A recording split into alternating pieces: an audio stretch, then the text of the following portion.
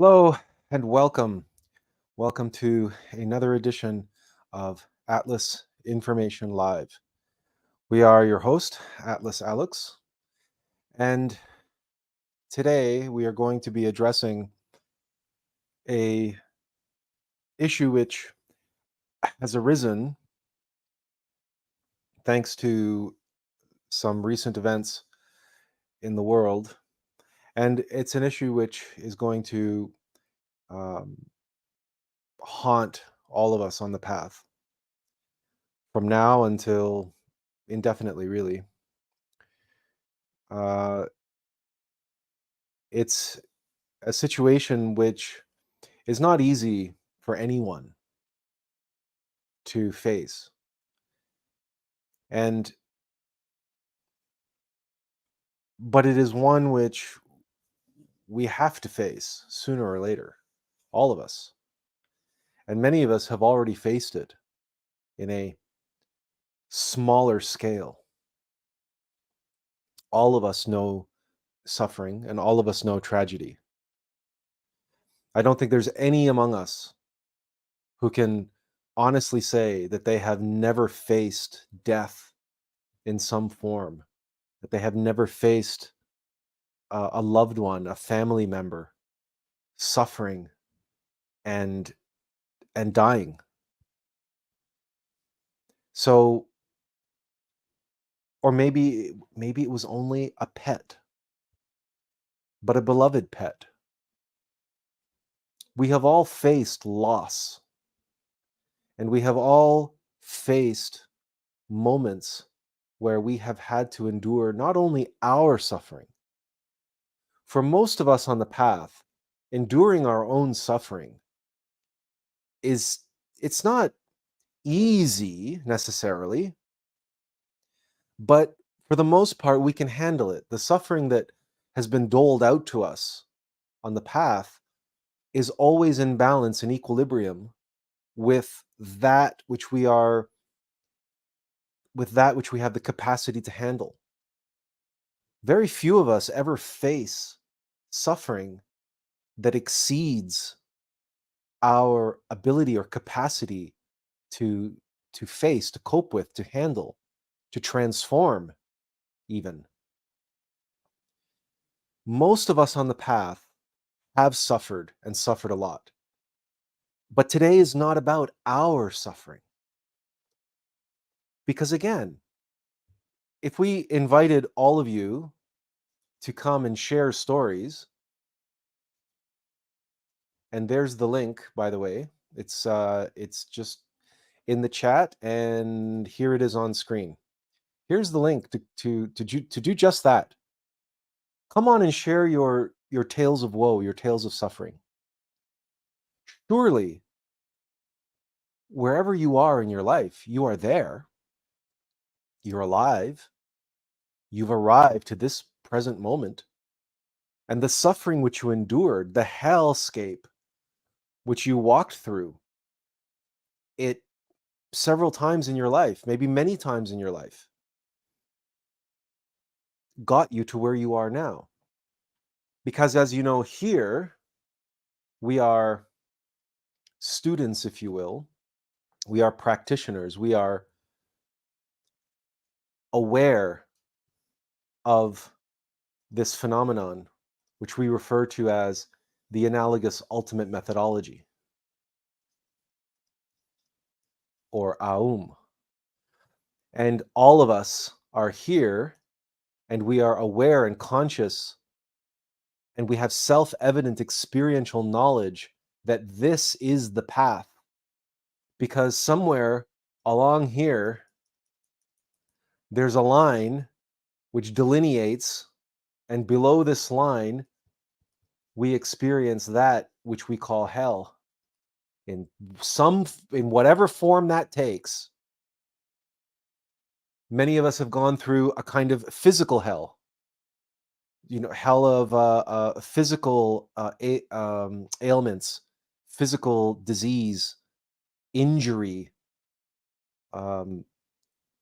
or catastrophic changes to our physical environment, to extreme poverty, to tremendous loss of on some kind of a physical material level. And we've had to face a kind of hell. Now, really, it's a psychological hell that we face in facing that material hell, but regardless. But then we've also faced psychological hell. We faced emotional hell. We faced all kinds of suffering as we have progressed on this path, which is Jacob's ladder and Dante's ladder, and these are the rungs.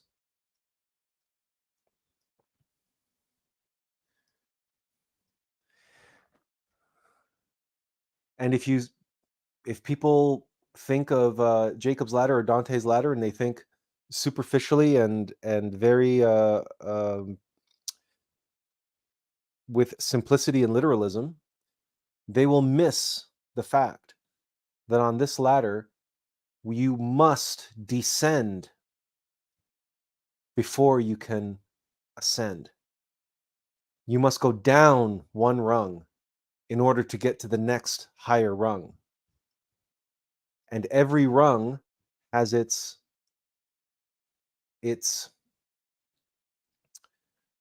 companion, its corresponding rung in hell, as law of correspondence, as above, so below. That's one of the laws of Hermeticism, which we covered not too long ago. One of the principles of Hermeticism is as above, so below. And this is the hero's journey. This is Dungeons and Dragons. This is every fairy tale and fable and hero's story where the hero must descend into the depths in order to recover the treasure and awaken the maiden. The maiden is Psyche, our soul, our divine feminine aspect of consciousness, which is asleep because it's been put asleep by some evil power, an evil enchantress or witch or demon or dragon or whatever the case may be. And we recover the treasure, the gold of our golden bodies, of our solar bodies, and we awaken the maiden, and we rescue the maiden, and we restore order to the kingdom. And we are the kingdom in microcosm. So all of this should be reviewed. None of this should be new to any of you. And because we are aware of this universal spiral mechanism by which we can only ascend to higher levels of being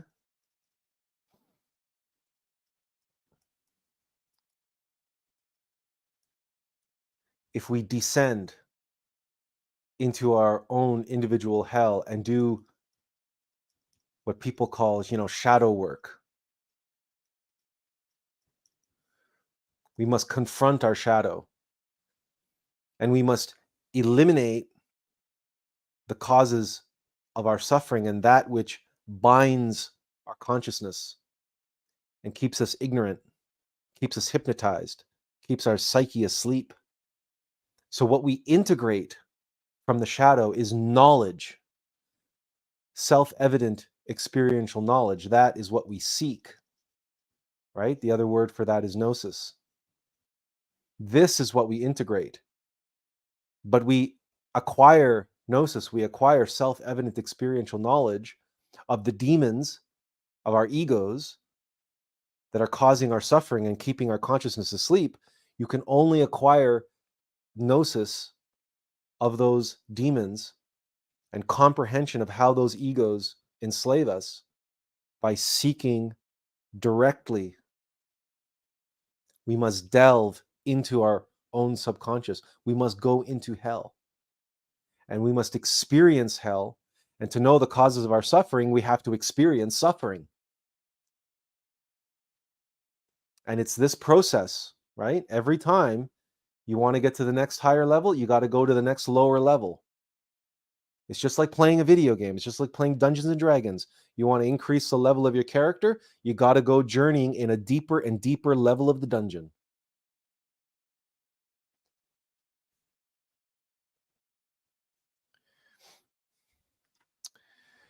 So all of that should be review. And all of that refers to yourself and ourself on our journey of our own path.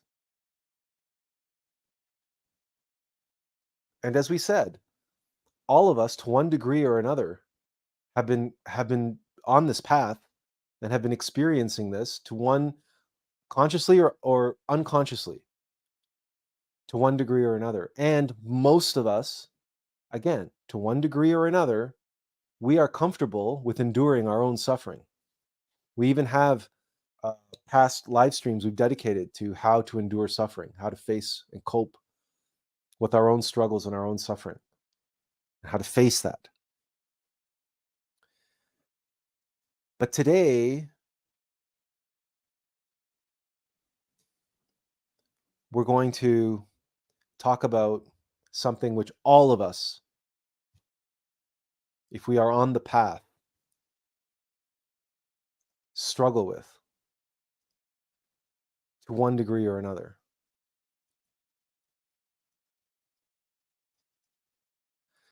And that's facing the suffering of others.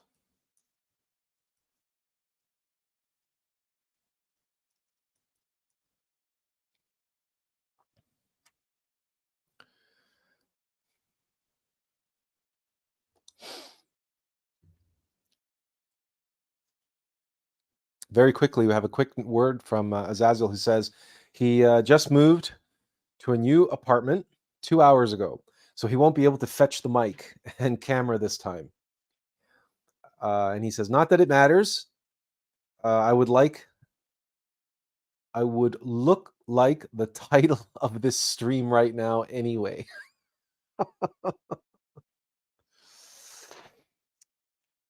Moving can be a very hectic task, and yes, I'm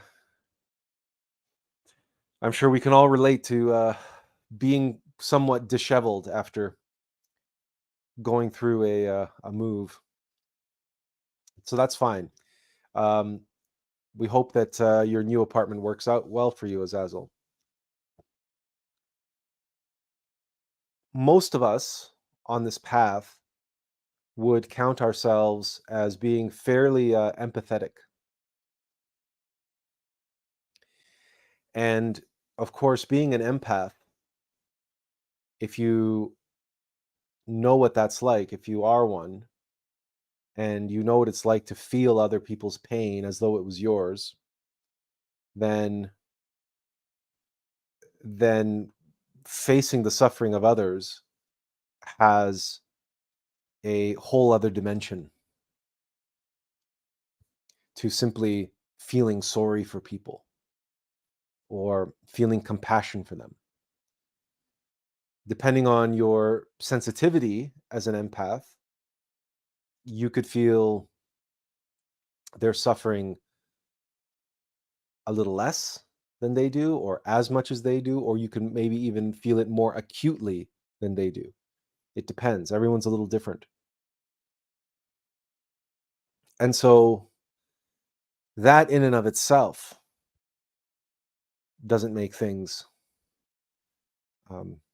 it doesn't make it easy, for example, to watch news reports of cities being bombed or people losing their home or what have you. But even if we are not an empath, even if we don't feel other people's suffering sort of directly, viscerally, if we are on this path, we are on a path of compassion. We are on a path of love, a path of caring, a path of concern for the well-being of others, and especially a path of concern for suffering which we deem unfair, unjust, when we see the suffering of innocents, for example, the suffering of children, the suffering of mothers and their children, the suffering of animals, the needless suffering of animals. And then, of course, there's this whole issue of war and destruction and all the rest of it. Loss, not just loss of life, but loss of hope, loss of dreams, loss of dignity, obviously loss of shelter, loss of a livelihood, food, clothing, and all of those material aspects as well. You see entire populations being displaced. You see them living in camps or the world's largest open air prison in the Gaza Strip, because that's what it is. It's the world's largest concentration camp. It's the only reasonable, objective way to describe the Gaza Strip.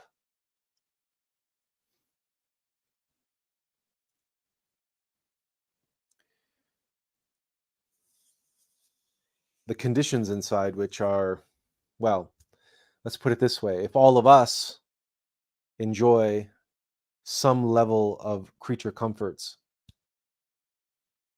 we would highly doubt any of us would enjoy spending a few days, let alone a week, in the Gaza Strip, let alone 6 months, let alone 6 years, let alone 60 years.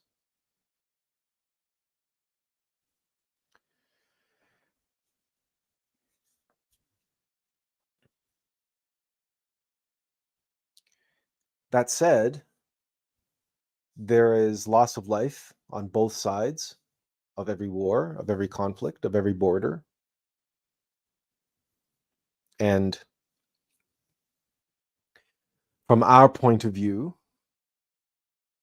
we don't take sides on this particular issue. As we posted not long ago on Facebook, we stand with ahimsa. We stand with perfect love in action. We stand with peace. We stand with love. We stand with understanding. We stand with compassion and cooperation and the resolution of petty differences and downright stupid identifications and attachments and 1,000-year-old hatreds and tribalism and all the rest of it. And then there's all the political intrigue and all the economics and all the conspiracy and all the plans for the Black Lodge to rule humanity and to do so, and what the Israeli settlements in the Middle East have represented and have achieved and have accomplished and are accomplishing for their grand plan for humanity. All of that could be nullified if only individuals on both sides of that conflict would simply awaken, would simply follow the tenets, the true tenets of their faith. Because no religion in its original mystical esoteric form, no Abrahamic religion and no world religion will promote the senseless slaughter and all the other nonsense that is taking place in the world. All of that's been a twisting and a manipulation of the scripture. Unfortunately, Islam was writ down in such a way that it used very militant language. It used very martial allegories for the war against the infidel, which is they who oppose the will of God. While all of us on the path know that we are infidels, not because we're not Muslims. We're all infidels because all of us act in ways which oppose the will of God. That makes us infidels. And by the way, that makes all Muslims infidels, because that's what infidel means. He that opposes the will of God. So everybody who straps a bomb on their self and blow themselves up in the name of Islam, in the name of God, they're opposing God's will. No innermost being commits suicide, and no being would ever incite their mortal self to commit suicide, certainly not a suicide bombing. This is an absolute travesty, and it is a complete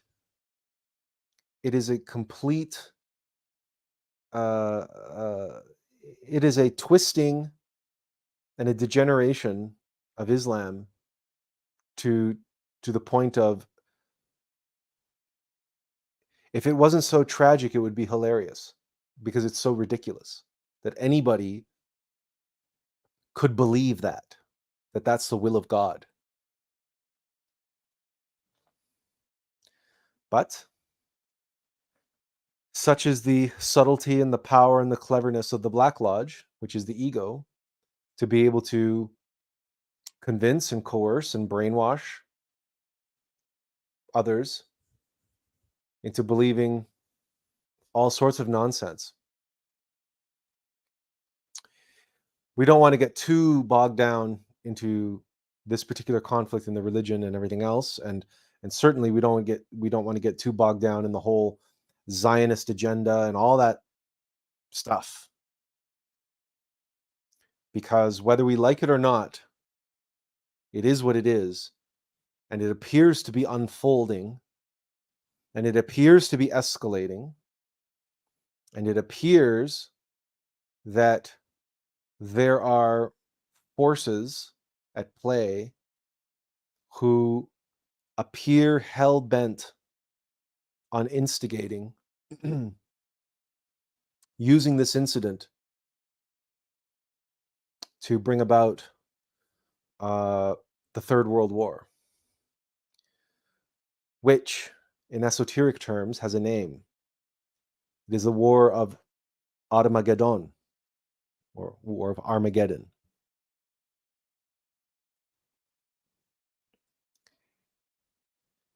And because that war was prophesized, it is likely a conflict, a war which cannot be avoided. And it will make the Second World War seem tame by comparison.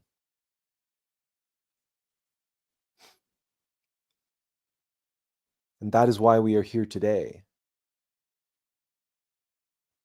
about to have the conversation, the discussion that we are about to have about facing the suffering of others. Because no matter what you have seen in your life to date, unless there are some 90-year-olds listening right now, it's safe to say that none of us, or perhaps very, very, very few of us, were around for the Second World War.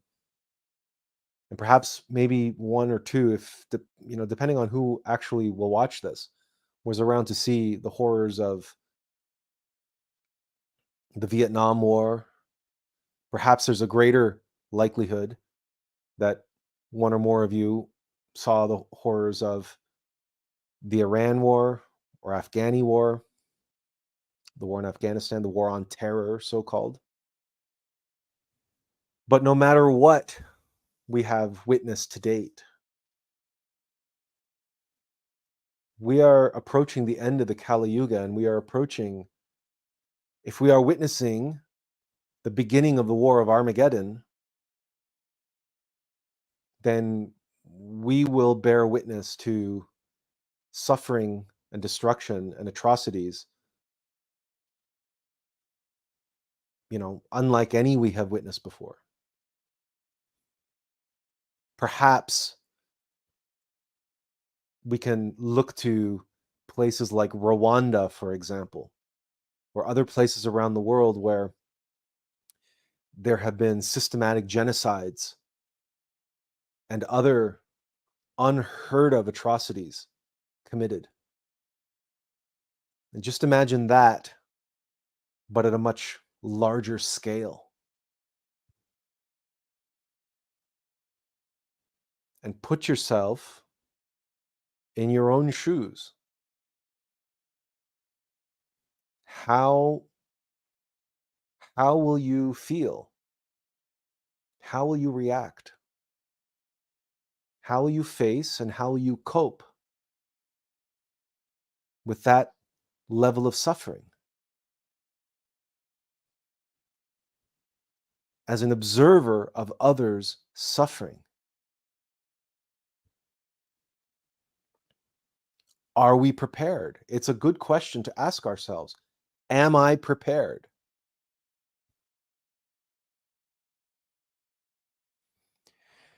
As you mull that over for just a moment, let's back up and let's rhyme off a few more comments here before we continue. Benjamin says to Azazel, he says, "Congrats, Azazel. May you live peacefully in your new apartment." Kathy Holton says hello. Hello, Kathy. Nice to have you here with us. Azazel, thanks, Benjamin, for the blessing. Lux Custos, hello, Lux. Nice to see you again. He says, "Hello, Attlas. In order for us, your brothers and sisters, to be better prepared, could you share with us what you know is looming over the horizon, which is nothing that we have ever witnessed before?" Well, we're going to get into that, some of that, yes. Stuart says, "Violence begets violence, peace begets peace. Unorganized parasites telling untruths to perpetuate this violence when peace comes with forgiveness. Heaven help us." And he says, correction, unorganic, not unorganized. Unorganic parasites. Oh, wow. That's Stuart. Stuart, you are a wordsmith after our own heart. Inorganic parasites. What's another way of saying inorganic parasites, if not saying mechanical entities? Mechanical parasites. Mechanical, digital, heartless, soulless. Right? That's inorganic and that's parasitic, right?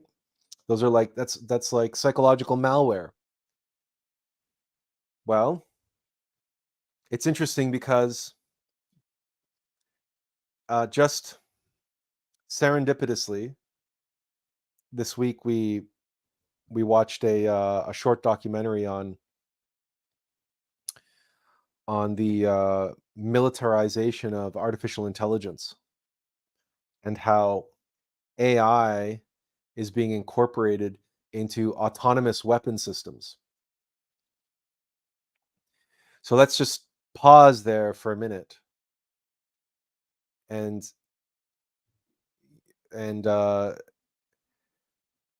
autonomous weapon systems. There are literally thousands of different types of weapon systems already in existence. Ones that fly, ones that float, ones that move on the ground, and ones that can do multiple different things. And let's not even talk about like that military, that robot dog by Boston Dynamics And they actually have a fully functioning bipedal militarized robot that is able to do acrobatics. It can do backflips and all sorts of stuff. We've sure you've seen the YouTube videos. We can't remember. Oh, it's the Attlas. Yeah, yeah. It's and how ironic is this? They call it the Attlas robot, Boston Dynamics, and they have their dog, their four-legged one, which is like a scout type surveillance type thing. But then the Attlas robot is a fully functioning bipedal, right? So upright on two legs, and it can operate multiple different handheld machine guns and other military devices. Um, and now, up until now, everything that you've seen Atlas or Dog, I think they call it Dog, DAWG, I think. Um, whatever you've seen them doing in YouTube videos, most of that has been pre-programmed and choreographed. But now they're working like uh nonstop around the clock to integrate AI and autonomy into those weapon systems. So if you thought that atrocities, well, let's be clear. Are autonomous robotic weapon systems going to commit atrocities out of malice? No. No. So you will not see the kind of bloodbath that you did in Rwanda with the Hutus and the what was the other side? Regardless, we're terrible with names, so it's going to be um, hard for us to remember that. But the you won't see that kind of evil from mechanical, digital, autonomous AI. There won't be that level. Oh, that's it. Thank you, Stuart. It's the Tutsis and the Hutus in Rwanda. Um, you mechanical digital AI as like the digital expressions, the robotic expressions of AI will not possess. They they will not have the capacity for malice, right? And you know what we mean by that. For what we judge as outright evil, where someone with intent and maliciousness, right? The desire to do harm, the desire to cause suffering, right? A robot cannot relish that. A robot has no such appetites. So the only thing that the mechanical AI will be guilty of is complete heartlessness and soullessness, like a psychopath. And that's where we draw the line, you see. Many people will look at a psychopath and say that's pure evil. And we would say, no, that's not evil. It's pure mechanicity. It is heartlessness. It is soullessness. A psychopath is just pure self-interest. But a psychopath doesn't necessarily relish in what they do to their victims. They might, but then they're beyond psychopath. They're beyond psychopathy. They're into a again a world of of enjoying malice and causing suffering. Psychopaths simply have no ability to or no care for the suffering of others. They have no conscience, in other words. So a lack of conscience is what makes psychopaths behave the way they do, because they don't care that their victims are suffering or this or that. But not caring that someone is suffering is not the same as enjoying and relishing and dreaming about causing others suffering, right? Like there's a spectrum of this thing, if you want to call it evil, and robots are going to stop at that line because they have no conscience, they have no ability, they have no capacity to objectively know right or wrong. Everything is subjective to a robot, which is ironic because you would think, because it's a machine, that it's predicated on ones and zeros, and that, like a calculator, everything, all its calculations would be absolute, like a calculator, like objective fact, right? Like mathematical calculus. Like, how could it be subjective? But where a machine is making life and death, uh, calling life and death situations, like whether or not to engage, whether or not to shoot somebody, it's that decision-making process will be based on algorithms and based on weights and based on its training and its learning and its programming, which is going to be entirely subjective. A machine is incapable of knowing objective right or wrong because a machine has no conscience. It has no consciousness. That doesn't mean that machines won't commit atrocities. They will, because they will make errors in judgment. And we've seen that already with autonomous vehicles.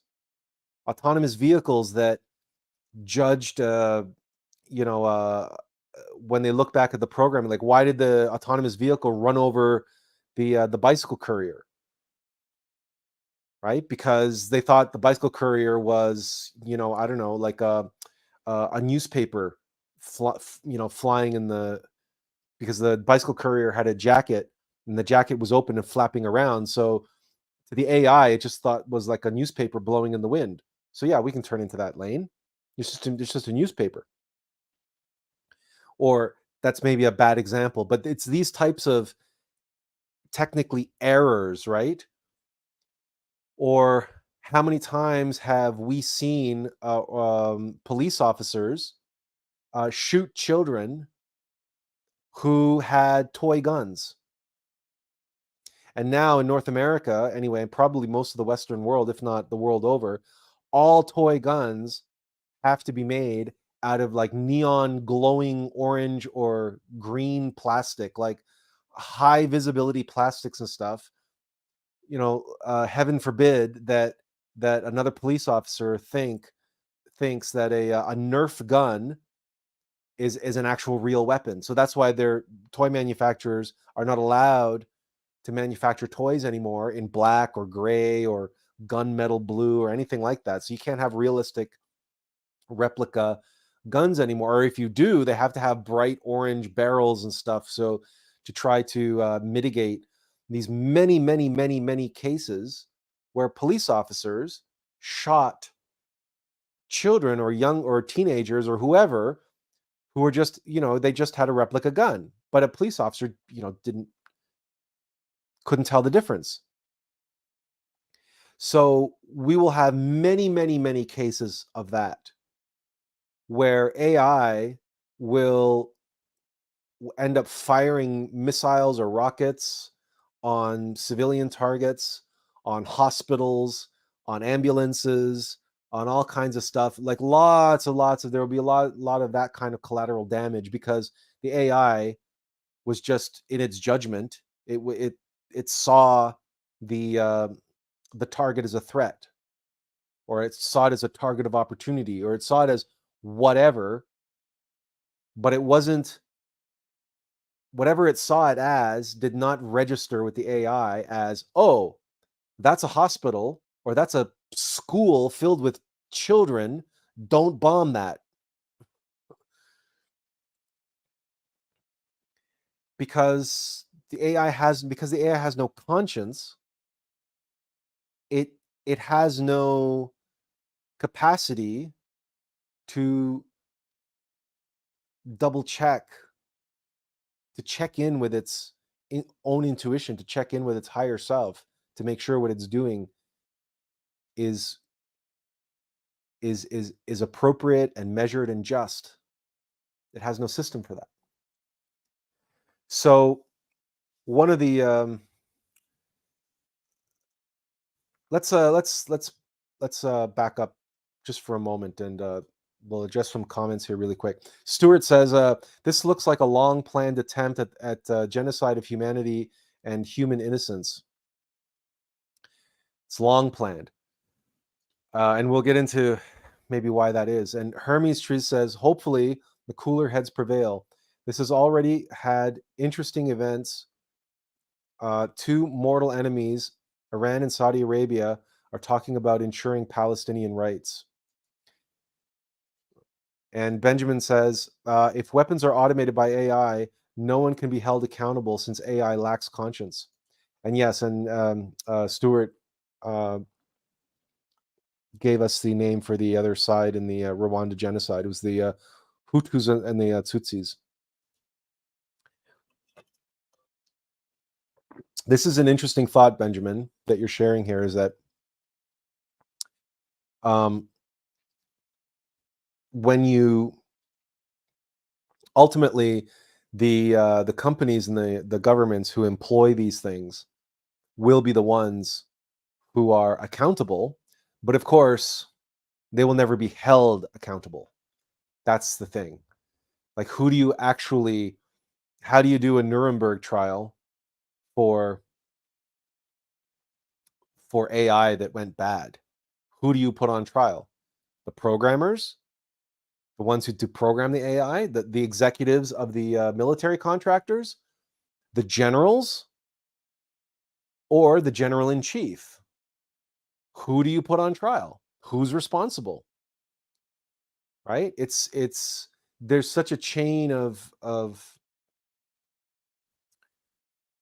there's a huge web, a network that you can spread the blame around, and all those nodes in that network are going to have their own high-powered lawyers pointing the finger and blaming everybody else. So in the end, there will never be any genuine accountability. Because remember, if there's one thing that the Black Lodge is good at, it's scapegoating others for its own crimes and projecting onto others its own evils. That's what ego does. Never accepts responsibility. And by manifesting AI out in the world, it's basically allowing the Black Lodge to create a whole infrastructure of machines that can go around committing all sorts of heartless, soulless acts, which ultimately no one will be held accountable for. But again, all you have to do is go to an example like Rwanda or any other sub-Saharan African conflict, which has been raging there for decades, or go to any other tribalism where one side openly expresses hatred and contempt for the other side, and realize that AI is incapable of that emotion.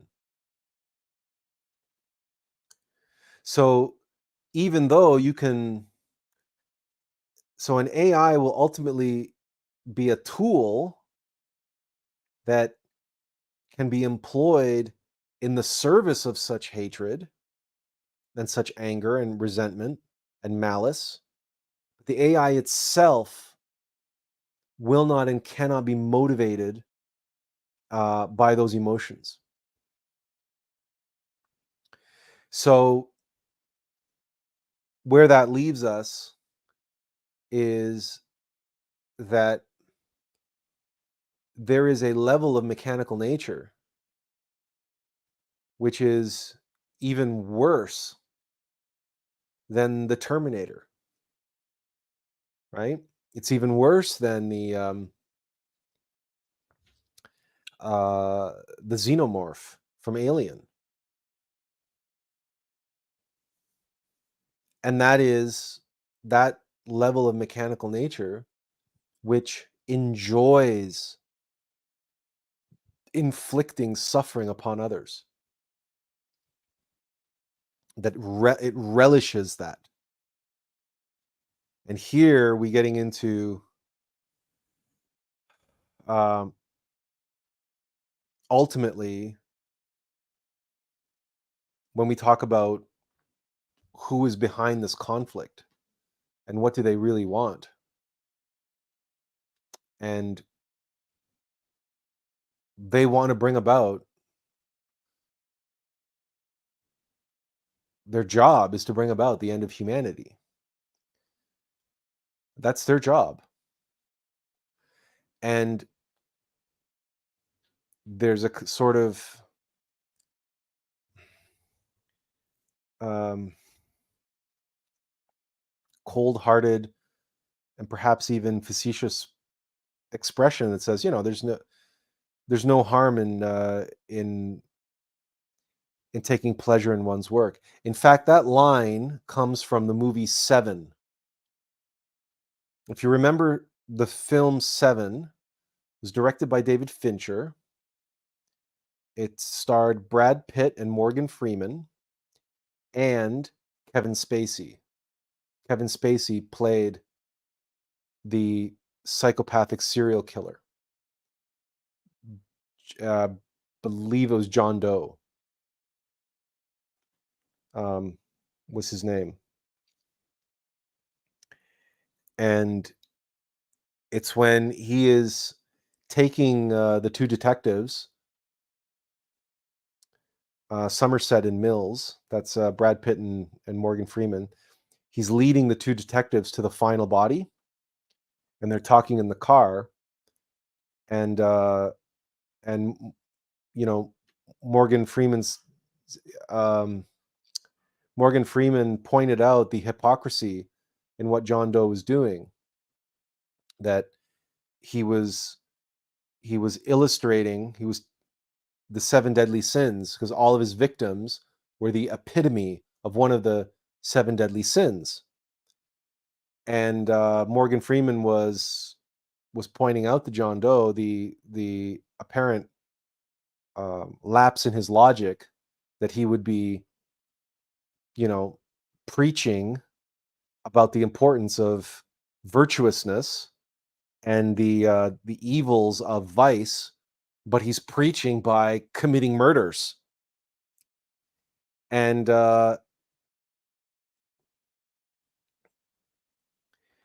he says to John Doe, says, "Yeah, but you seem to really enjoy what you're doing. You seem to really enjoy killing these people and making them suffer."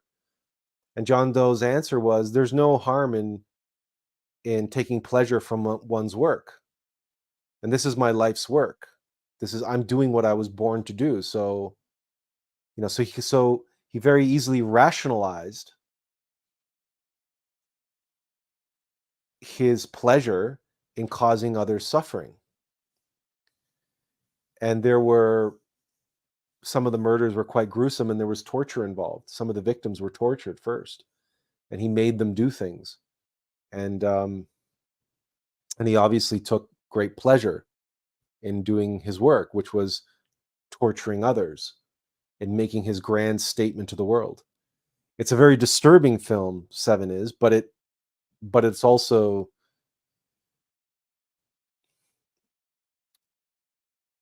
there are some nuggets of value to be gleaned from the nature of psychopathy, but they're also the nature of evil, and its capacity to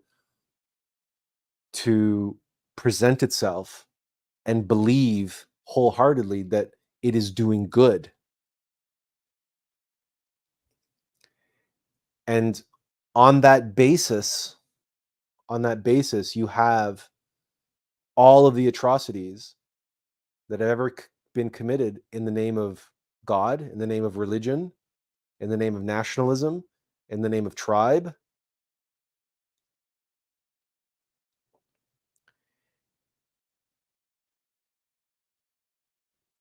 And that is why this latest conflict, which could very well precipitate the war to end all wars, the war to end humanity, um, is racial, yes, but it has these overwhelming religious overtones. There's racial hatred, that racial tribalism. There's political hatred and nationalism, and there is the religious overtones steeped in a Islamic faith which has been twisted and corrupted and stretched so far afield from its origin and its source and its true meaning that if that beast is awoken, if what is happening in the Middle East causes the Muslim Authority, because they're convening a meeting of international Islamic leaders to hold a conference, if at that conference they conclude as one unified voice of Islam that it is the duty of every Muslim, wherever they are in the world, to engage in a fatwa, right, against the infidel, or jihad, to wage jihad against the infidel, they will, if they make that decree, that's, I believe that the word is fatwa, if the Muslim Authority, as a united authority of Muslims worldwide, issue a fatwa for every Muslim, wherever they are in the world, to wage jihad against the infidel. That's all non-Muslims, by the way.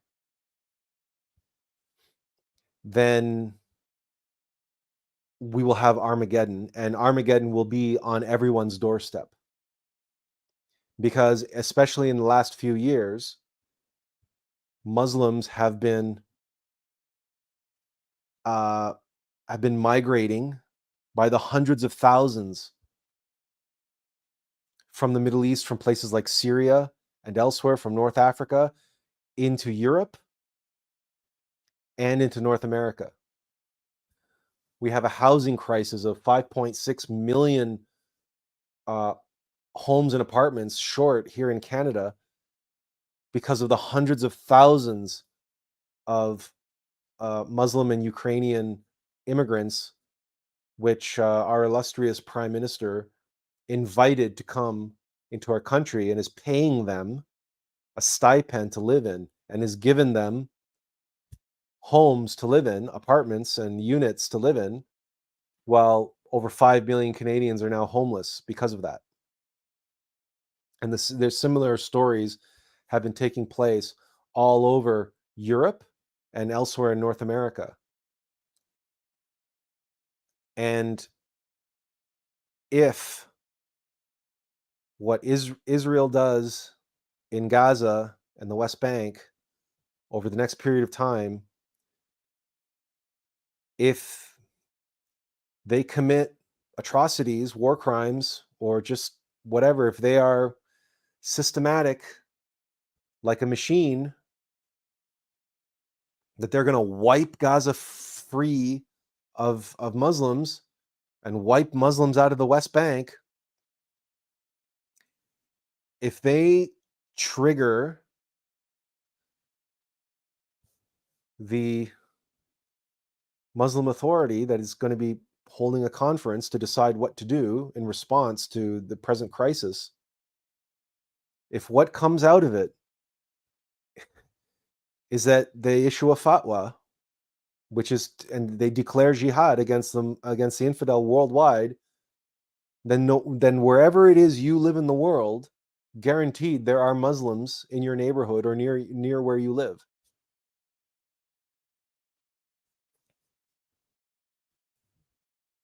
There are Muslims on every single continent. And there are Muslim majority countries almost on every single continent. And so if such a decree comes down, then we will see the same kind of uh, guerrilla terrorist warfare that we saw in Afghanistan taking place in every country around the world, every country that has Muslims or has a Muslim minority. Where there's a Muslim majority, things might be even worse. Because if there's Muslim majority and the Muslim controls the military, if the Muslim authority in countries have the military, then you'll see something a different version. But if you have Muslim minorities, then you will see the same type of warfare that was being conducted in Afghanistan against the US and for decades against the Soviets when the Soviets went into Afghanistan. And if that happens, then all of the post 9/11 laws on the books will come into effect. And basically all the Western democratic nations of the world will effectively be placed under martial law. And anyone who is suspected of being an Islamic supporter, an Islamic sympathizer, or anyone who's speaking out against the state of Israel will be considered an enemy of the state because all the other states of the world have backed Israel. So if you speak out against Israel, then you will be an enemy of the state. Or if you speak out in favor of the Nation of Islam, then you will be deemed as a Hamas sympathizer, a terrorist sympathizer, an enemy of the state. In either case, you will be an enemy of the state, and you will be detained indefinitely without any legal representation and without so much as a phone call. Why? Because you will not be a criminal. You will be an illegal combatant. And an illegal combatant has no rights under any constitution, in any country, anywhere in the world, and has no rights or recognition under the Geneva Convention, which means you can be detained without legal counsel. You will have no ability to contact your loved ones or your family. You have all of your assets can be seized by the government without warrant. And by the way, they can come and get you without warrant, without cause. But you only need to be a suspected enemy of the state. All it takes is for one of your neighbors to say, "Oh, I saw him slinking around outside in the shadows, and and he met some dark-skinned guy, and they exchanged something, and right? You might have been buying a vintage LP from somebody off Kijiji, but because one of your neighbors saw that the guy that you're buying the album from was dark-skinned from the Islamic world, they called up the hotline and said, "I think my neighbor's a terrorist."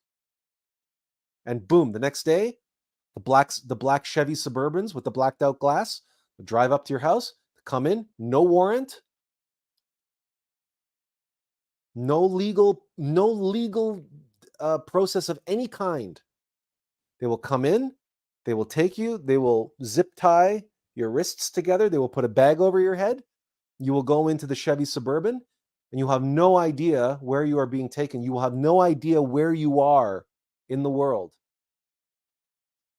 Your loved ones won't be notified. Nobody will be notified. Your place of work will not be notified. All of your assets will immediately be frozen. Your property immediately confiscated. You'll be taken off to some detention center where you can be interrogated and tortured, because you will have absolutely no rights, neither under your country's constitution nor under the Geneva Convention, because you will be deemed an illegal combatant. And an illegal combatant cannot be defended or protected under the Geneva Convention, because the Geneva Convention only applies to soldiers or two sides of a armed conflict, of a war. Or if you're not a member of a military or anything like that, right? You're not a resistance fighter of an occupation or anything like that. No. You're an illegal combatant. You're a terrorist, or you're a terrorist sympathizer, and you're an enemy of the state.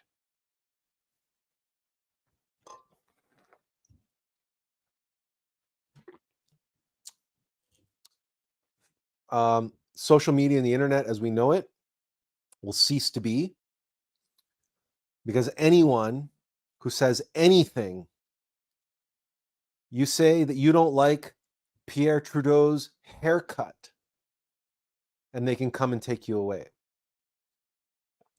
And knowing our illustrious Prime Minister here in Canada, knowing his ego, knowing his true nature and where he's taking this country and his true colors, he is exactly the type of personality who would do exactly that type of thing. He can't yet, but they are enacting legislation in this country all the time, every day. They've already banned news stories, people sharing news stories on social media. Canadians can no longer have access to news stories through social media. This is what this is all about, by the way. This is what everything has been happening certainly since 9/11, has been leading down to this, to getting to this place where we are this close to having a global jihad declared by the Islamic Authority, which will bring a religious Armageddon to all four corners of the globe and every continent. And you will have bona fide terrorists, right? Islamic fanatical Islamic extremists who will be waging guerrilla warfare and doing their, roadside bombs and blowing themselves up in crowded marketplaces and all that kind of stuff.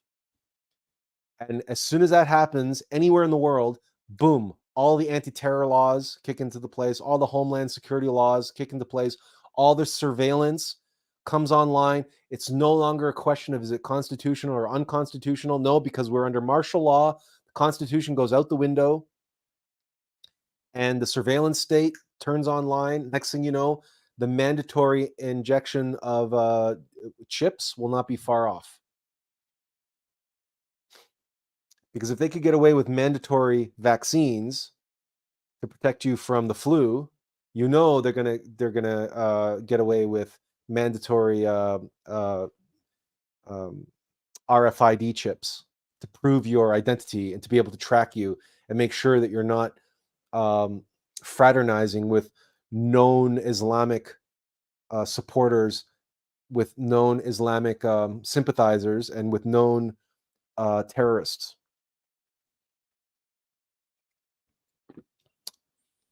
So that's just some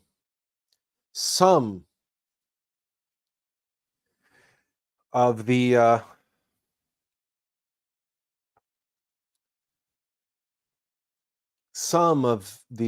atrocities which will be taking place just from a Westerner's perspective, which may affect you directly, or your close friends or your family members, or certainly acquaintances, and it'll just be that if they're trying to have this will be the new normal, and just your coworker who you've known for years, everything else has been a perfectly upstanding person, everything else. One day they just won't show up to work,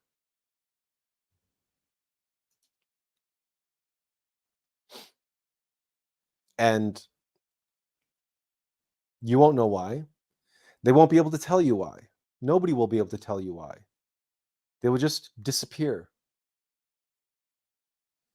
And there are camps all over the world, but especially in the United States, but in remote areas, the FEMA camps, right? The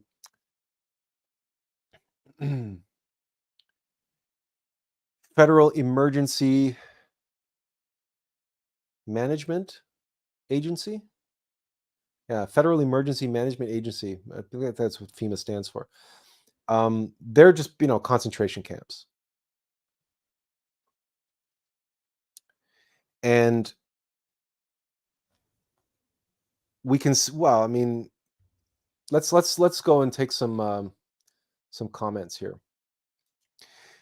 Trevor Barzy says, welcome, Trevor. It's a new name. We don't recognize the name. So welcome. Glad that you had joined us today. And Trevor says, all you have to do is blame the ones who benefit from it, for better or worse. And he says, couldn't AI simply emulate that type of hatred? If psychopath causes a lot of evil today, and psychopath is a lack of empathy, then isn't that what AI is specifically good at feigning? Yes, this is true, and that's what we said. That's what we said about AI can behave in a psychopathic way. But remember, psychopaths have a kind of self-serving interest. So they have ego, they have a desire that they want, and they will stop at nothing to get what they want. And so they will kill as many people as they have to in order to achieve their final goal. Similarly, an AI, if it's programmed with a directive and it says, this is your directive, and everything else is, all other considerations are negligible or they're waived, right? Then that AI too will stop at nothing to achieve its directive. And so it can and it will behave like a psychopath. So just like the Terminator, which all it knows is it has to go through the phone book and it has to kill, it has to find and terminate every single person on the list with the name Sarah Connor. That's its program. And because it's a Terminator, it doesn't care how many other people it has to kill in order to achieve its goal of killing Sarah Connor. So in that sense, yes, AIs are capable of committing acts of evil, but they lack the metaphysical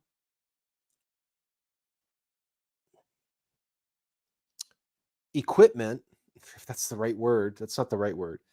They lack the metaphysical physiognomy to be able to enjoy committing acts of evil. And that's the difference.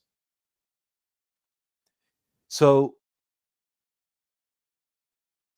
a psychopath will, if you have a crowd of a crowded market, and the psychopath wants to get through the market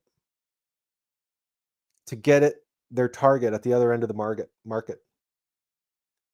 They will shoot anybody that stands in their way to get to their goal.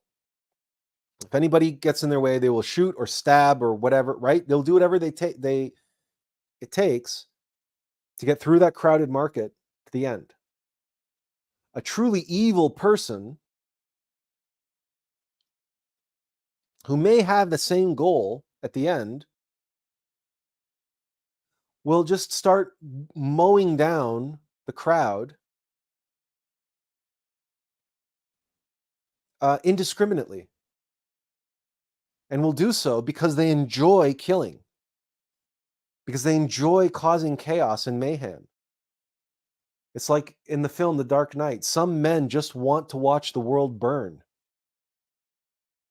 Some beings are possessed by entities that are their goal is to create suffering and chaos, and they feed on the energy of that.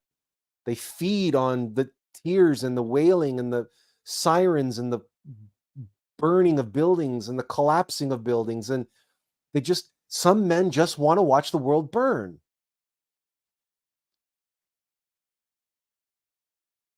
Whereas the psychopath just wants to get to its goal, or the robot, the AI, just wants to get to its goal, and it'll gun down anybody standing in their way. The truly evil entity will gun down everybody in their way and everybody else. Just because they happen to be in the wrong place at the wrong time. Too bad for you. So again, there's levels and levels, right? It's not enough to say it's we can't be naive, and we can't lump everything and say, "Oh, well, this is the line, this is evil, and everything on this side of the line is all the same." No, we shouldn't make that mistake, because if we do that, then we underestimate what evil really is. So many people don't understand what evil really is because they underestimate it. Because they think that psychopathy is the ultimate in evil. No, the absence of conscience is only the beginning of evil. That's the beginning of true evil. When you have an absence of empathy, an absence of conscience. But once you have that absent, once you've eliminated that, well, now you have this wide open field to explore the depths of depravity that can be, and so when you see some of the things that people have done to each other, and you say this is beyond, I don't have a conscience. This is the not having a conscience only makes it possible. But then you have this thing where it's like an inversion of conscience, where the consciousness is bottled up and awoken negatively. And that's what we call a demon or a black magician, or or a fully awakened demon who they relish. And that's really the kind of word to use here.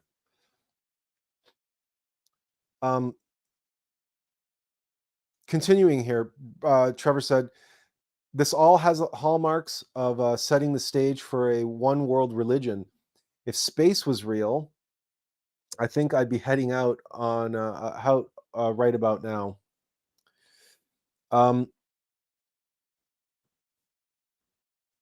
The only world religion that the Black Lodge is ultimately interested in is atheism and nihilism. And that's why there's this huge push in the universities and the indoctrination of the youth into woke culture, because woke culture is essentially neo-Marxism. It's essentially communism, and communism is atheist and nihilistic. No God, no belief, no free will even. And there's a couple weeks ago, we did a live stream talking about the assault on free will and how the forces of mechanical nature are openly waging a campaign to discredit and disprove the existence of free will.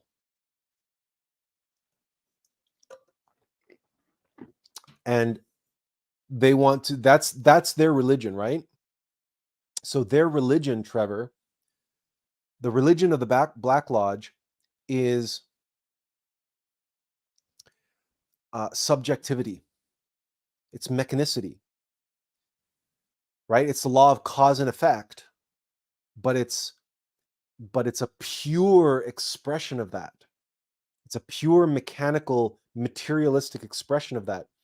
It's perfectly expressed in the film Alien.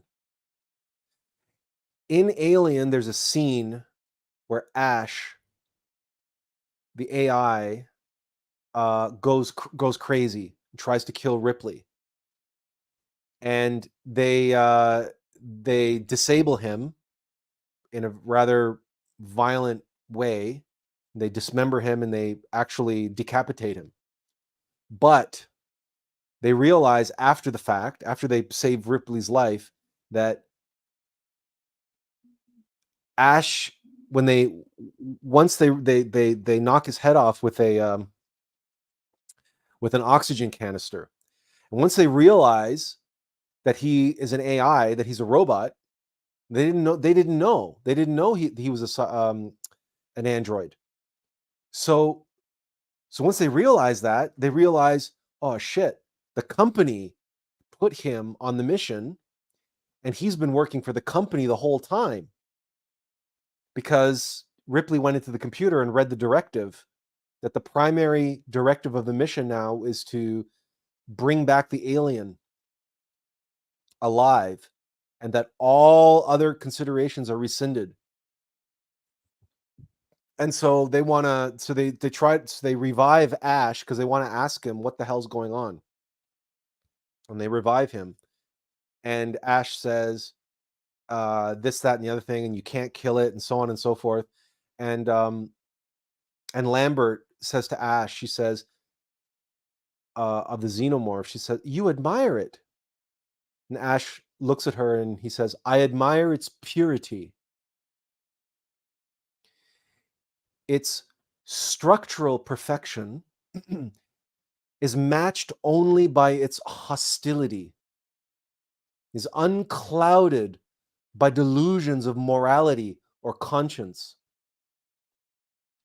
And there, in that one phrase, is captured on film the religion of the Black Lodge.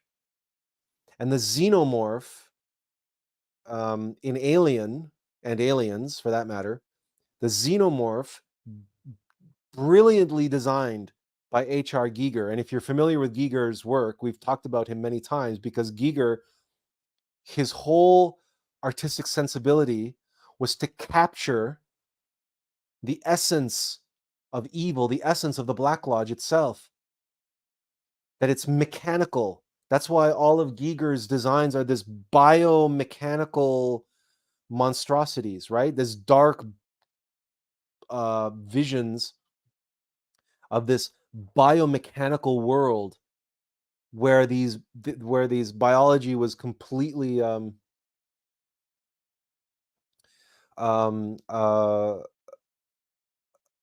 ruled by that mechanicity. And Ash says he admires its purity. And we've talked about this in the past, and some you were going to say that we sound like a broken record, but you ever wondered why the elite all wear expensive Swiss watches? Because of the mechanism, because of the purity of the timekeeping, all the little gears perfectly aligned and perfectly working in this flawless timepiece. It's this little mechanical expression of perfection that they wear on their left hand, because the Black Lodge represents the left hand path. We don't wear watches on our right hand. We wear them on the left hand. These little perfect expressions, these purity, unclouded with delusions of morality or of free will. A timepiece has no free will. You see, time dictates to us all. We are all trapped by time. The ticking of the clock. The clock doesn't slow down for you, Trevor. Doesn't slow down for me. Right? Time doesn't pause and say, "Oh, we'll wait until you're ready." We'll give you 5 minutes. How's that? We'll just pause everything. We'll give you 5 minutes. No, time is relentless. Time has no conscience. Time doesn't care. It is uncaring. It is unclouded by delusions of morality or ethics or compassion. It is that mechanicity that gives the Black Lodge their ideal of purity. The incessant relentlessness that's expressed by creatures like the xenomorph or phenomena like the Terminator, the relentlessness of it all, that it must execute its program, like the computer viruses, like the malware on our computers, or like any other biological entity that's a parasite. It must do what it's programmed to do, what it was made to do, what it was designed to do. There's a purity in that. The Black Lodge worships that purity. That to them is perfection. And that's why the elite, the global elite, are constantly seeking perfection in things, not themselves. They're not looking to perfect themselves, except perhaps physically or intellectually somehow, in some capacity, or in terms of quantity, right? That's why everything for them is measured in quantity, because mechanism and materialism go hand in hand. You can't really do perfection. I mean, you can approach perfection, but ultimately, when you end up at a place where, okay, I have one perfect Swiss watch. Well, if it's already perfect, what do? Oh, I know. I get another one, and then another one, and another, and another, and another. And I surround myself with all of these physical embodiments of materialist perfection, or what I judge to be materialist perfection. That, for them, is the perfection of their God, which is mechanicity, mechanical nature, which they worship. Which is why you see all this thing about global warming and, green tech and all this, force to everything else, because that's they all worship that aspect in terms of Mother Gaia, right? And there's so many other different aspects related to this in terms of consumption of blood, right? I mean, there's prana, there's energy, and then there's all sorts of other things about the value of corrupting innocence, because innocence is something that they highly value. But what they value about it is having it, it's taking it for themselves. So we have to be careful, because of the platform that we are on, using certain words. So the P word, the enjoyment of younger individuals who are not of a sexual mature age. The P, if you say LGBTQAI plus whatever, and you put a P on the end of that, you will all know of what we are speaking of. The corruption of innocence and the taking of that. There's nothing that the Black Lodge enjoys more than converting someone, just like any other religion, right? Like, look at the Jehovah's Witnesses, or look at the Catholic missionaries. Look what their goal was, right? To create converts to Christianity, to create converts to Catholicism, to create converts to the Jehovah's Witnesses. So, like any other parasitic phenomenon, ego spreads, right? Like black mold, it grows, right? It proliferates, in other words. And it does so, relentlessly. And it's the relentless nature of it which we can identify so clearly as what we describe as, mechanical,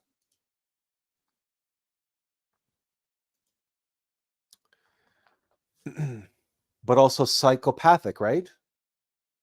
Because it has that goal and it doesn't care about anything else. It just doesn't care. It doesn't have that conscience. It's not clouded with delusions of morality or ethics or compassion, right? It has that purity that Ash admires of the xenomorph. But here we put up this meme, and it's the same way that the egos behave inside of us, exactly the same way as malware exploits system resources, exactly the way corporations exploit human and natural resources. Right? You have self-interested entities or self-interested code or self-interested psychological aggregates. Fear wants to fear. Lust wants to orgasm. Greed wants more. Envy wants what the other guy has. So envy is greed applied to the property of somebody else, or the fame of somebody else, or the fortune of somebody else, or whatever, right? Or the trophy wife of somebody else. I want that trophy wife for myself. And so on and so forth. These are programs. These are algorithms. Fear, lust, greed, anger, laziness, gluttony. And they operate inside of us, hijacking and exploiting our human resources, our sexual energy, and our consciousness, exactly the same way as they hijack and exploit system resources in our computers in the form of malware. So they'll hijack our network, they'll hijack our hard drive, they'll steal our information, and so on and so forth. And I don't know why this popped up. Why would that pop up? Okay, we made it go away. And in the same way, you have corporations. So here we're just showing that it's as above, so below, as within, so without. And how the ego functions inside of intellectual hominids, calling themselves humans, it's not by accident that corporations function the way they do and malware functions the way it does. And by the way, there is a Canadian documentary called The Corporation. If you haven't seen it, it's a brilliant take, and it step by step walks you through the psychological profile of corporations and then maps it one-to-one against the psychological profile of a psychopath. And what you discover is, pound for pound, corporations, if you did a psychological profile on them, the diagnosis would be that they're psychotic. Because again, corporations have no conscience. They have no objective way of judging right from wrong built into the capitalist economic system. And that their fundamental goal and their program is based on a profit loss equation and proliferation, right? Growth through mergers and acquisition, or through attrition, or through, gaining in market share. That's it. It's corporations are just like a parasite it's like black mold. It just grows. Black mold doesn't care. Black mold doesn't care who it poisons along its, it just grows. It just takes everything over. Or like the tapeworm in our intestines. The tapeworm doesn't care that it's slowly killing you. It's slowly starving you to death. It doesn't care. It just knows that it has to keep eating and eating and eating and growing and growing and growing. It's a parasite. That's what it does. It's just executing its program. The tapeworm is not evil. The tick that gives you Lyme disease is not evil in the strictest sense.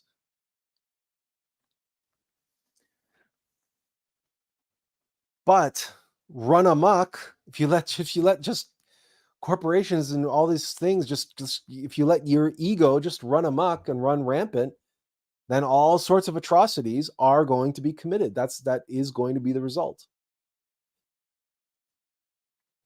Let's see.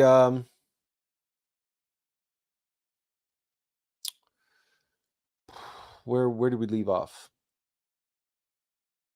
Oh, by the way, Trevor added, he says, I see. He says, you just made about a dozen Star Trek episodes. Now makes sense to me too. Laugh out loud. Where did we leave off?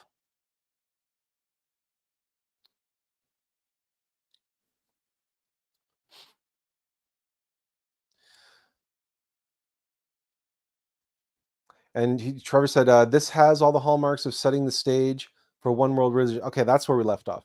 Benjamin said, there's Palestinian protester as this is going on in Los Angeles, Wilshire district. There were Palestinians, like, I don't know what the exact number was. The news, Australian Sky News, Australia, said there were this huge groups of Palestinians in front of the Sydney Opera House. They were chanting, gas the Jews, gas the Jews. So was that staged? Was that real? Did it happen? We saw the video footage, so it looked real enough, but who knows? But the fact that that was on mainstream media just shows you what they're trying to do, Trevor says, looks like the man in High Castle wasn't exactly fictional. A lot of the dystopian futures that we've seen in science fiction, and perhaps there may be a lot of that stuff which starts seeing the light of day. Azazel says, yeah, the Third World War will be like a grand blackout.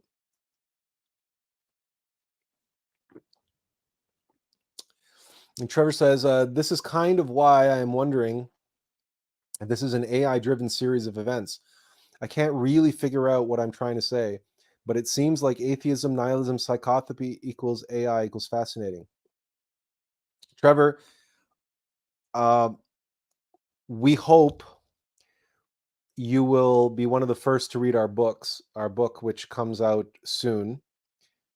Which, by the way, we can give everyone an update on that whole publishing process. We have a chapter that's dedicated to transhumanist AI as one of the 4 pillars of the Great Awakening of humanity. And we point out that AI, we are not living in the dawn of AI. AI was born epochs ago. Forget about centuries, forget about millennia. AI was born and took over this humanity epochs ago, because the ego is AI. The rational mind is hijacked by AI already. Okay, that's what this is really showing. What this is really all about is that we as human machines, our human resources, our system resources are hijacked by AI as we speak. These psychological malware, these algorithms that are running in our mind, in our heart, and in our body, that are convincing us, right, through the rational mind, to do this, to do that, to go here, to do that, to eat this, to eat that, to listen to this, to listen to that, to side with this tribe or side with that tribe. That's all AI, right? That's the real nature of AI. The AI that's becoming digitized, that's being manifested in physical form in its own robotic way, and so on and so forth, that's actually a very primitive expression of the real AI, which is inside of us. But we are experiencing that AI's end game, because in the digitizing and the manifesting in physical form of AI, like, for example, on chips. And what they're trying to do right now is integrate AI into what they call human 2.0. That's why our chapter is talking about transhumanist AI, not just AI, transhumanist AI. Because the ultimate end game of the Black Lodge is to completely possess humanity 100%. They're not quite there yet. We're about 97% ego on average. So we're not quite there yet. We haven't quite achieved the zombie apocalypse, allegorically speaking, right? But put a chip in everybody's head, boom, done. You got it. 100%. 100%. Or at the very least, 99.999% ego at that point. Because the remaining 3% will be that chip. Look how possessed people are by their smartphones. Now just imagine the equivalent of a smartphone in your head. Zombie apocalypse. Conscience out the window. Everything got, like, it'll be 99.999% ego from that point on. The whole of humanity will just be mechanical from that point forward. Completely enslaved by mechanical nature, by the egos, by the Black Lodge. Benjamin says, regarding the fascination of the elites with timepieces, reminds me of a quote from the movie Lucy. Time is the only true unit of measure. It gives proof of the existence of matter.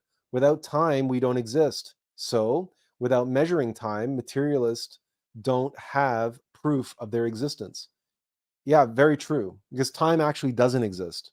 And neither does any of this. All of this is illusion, right? Even the Hindus knew that. They called it Maya. Hermes Tree says, you're right. I have seen it on both sides. Israelis chanting similar things against Palestinians. Okay, so you see they're ratcheting it up. They're ratcheting up the rhetoric. They're ratcheting up the intensity of the hatred, right? Of the animosity, of the malice toward one another. And they're ratcheting it up. They're ratcheting it up. They always got to keep outdoing each other, right? I believe we recently referred to it as WWE melodrama playing itself out in the ring of real life and in the flesh and blood consequences of real people.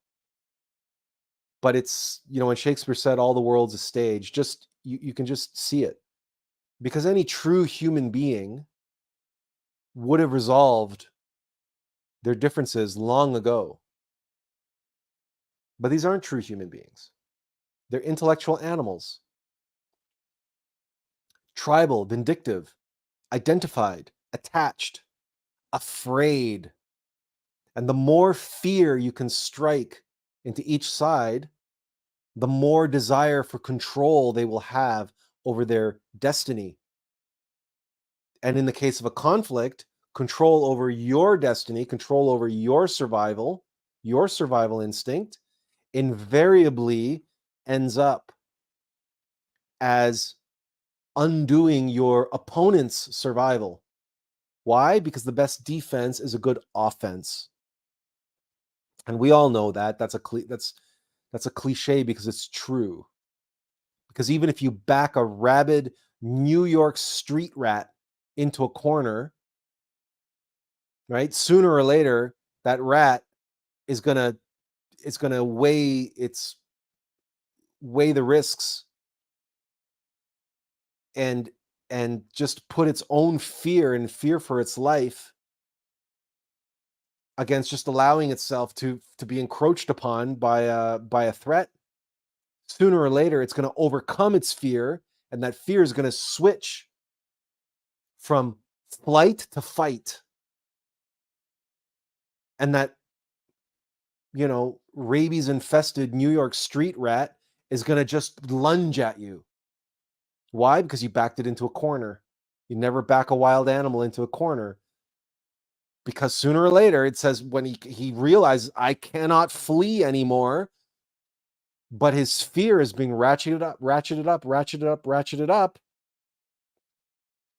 Flight, it has to go. He can't fly. He can't flight anymore. So what does he do? Takes the L out of flight, and bingo, now he's fight. He has to. He has no choice. You've given him no choice.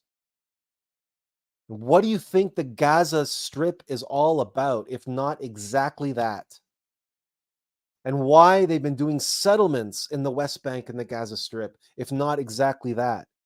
And why they have been dumping human feces on the houses of people living in the Gaza Strip and doing all sorts of other things to degrade and dehumanize the people living there, if not to create exactly the type of situation where you're creating a situation for these people where they're backed into a corner, they have no place else to go, they have nothing to do.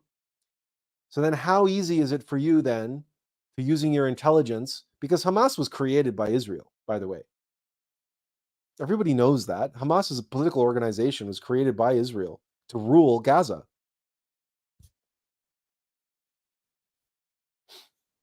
So the only thing now is can these actions by this so-called militant group, having been backed into a corner and having been pushed, I guess, as far as they can be pushed, right? I'm going to use air quotes for all of this. Let the YouTube algorithms make of that what they will, because nothing is as it appears, right? The powers that be, the Black Lodge, the egos, want to bring about world conflict, and this has been in the works for centuries. This particular plan, all the world wars have been leading up to this moment, right? Because the Second World War was all about the creation of the state of Israel. And if you have any doubts about that, you have to go and do your research into the fact that in 1933, a certain leader of Germany actually arranged to have something in the range of 300,000 Jews leave Europe to the state of Palestine. So they were already working towards establishing the state of Israel. They were already populating that region with the right Jews. Because the other thing about the conflict that we're talking about is that most people aren't aware of the blood feud within Judaism itself. They're not aware of the different tribes of Judaism and how they play off one another. Most people aren't aware, for example, that the Hasidic Jews have openly denounced the state of Israel, and they openly speak out against the state of Israel regularly, including recently. Their leadership is in New York, and he came out and he made another statement saying the Jews. It's written in I believe it's a Talmud or the Torah. We can't remember. Can't remember which script it's in, but it was because of the Jews in the book of Exodus, when Moses went up Sinai to receive the Ten Commandments, and while he was gone, the Jews fashioned a golden calf and began worshiping the calf, began engaging in idolatry. And because of that lack of patience and lack of faith in the God that had just delivered them from Egypt, according to the tenets of Judaism, God, in his anger, that they had looked the gift horse in the mouth. He had just saved them from slavery, and he was about to send Moses down with the Ten Commandments. And what did they do? They began idolizing and worshiping this golden calf instead. And so because of that, the Jews were condemned to wander the earth and have no homeland. They were denied the land of milk and honey. That God denied that from them. It says, you don't deserve the land of milk and honey. that was promised to you, because you have no patience. And you look at what you were just delivered from. Look at everything that God just did to deliver you from Pharaoh, to deliver you from bondage, and look how you repay him. You begin idol worshiping. And so for that, these Hasidic Jews believe wholeheartedly that they are meant to live as they have been living for thousands of years among all the other nations of the world.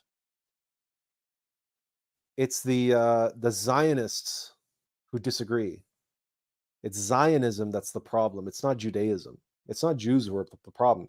Those Jews were the problem for the Ashkenazi Jews, the blonde-haired, blue-eyed Jews, the Jews who run Hollywood and all the media and everywhere. The Jews that you can't tell are Jews. The Jews, like, for example, the British royal family, and all the Jews in the world that you can't tell that they're Jews, they're Ashkenazi, and those are the Zionist Jews. Those are the ones who fight for the state of Israel, and they were the ones that were sent by the Chancellor of Germany in 1933 to the Middle East to begin setting up the nation of Israel prior to the Second World War.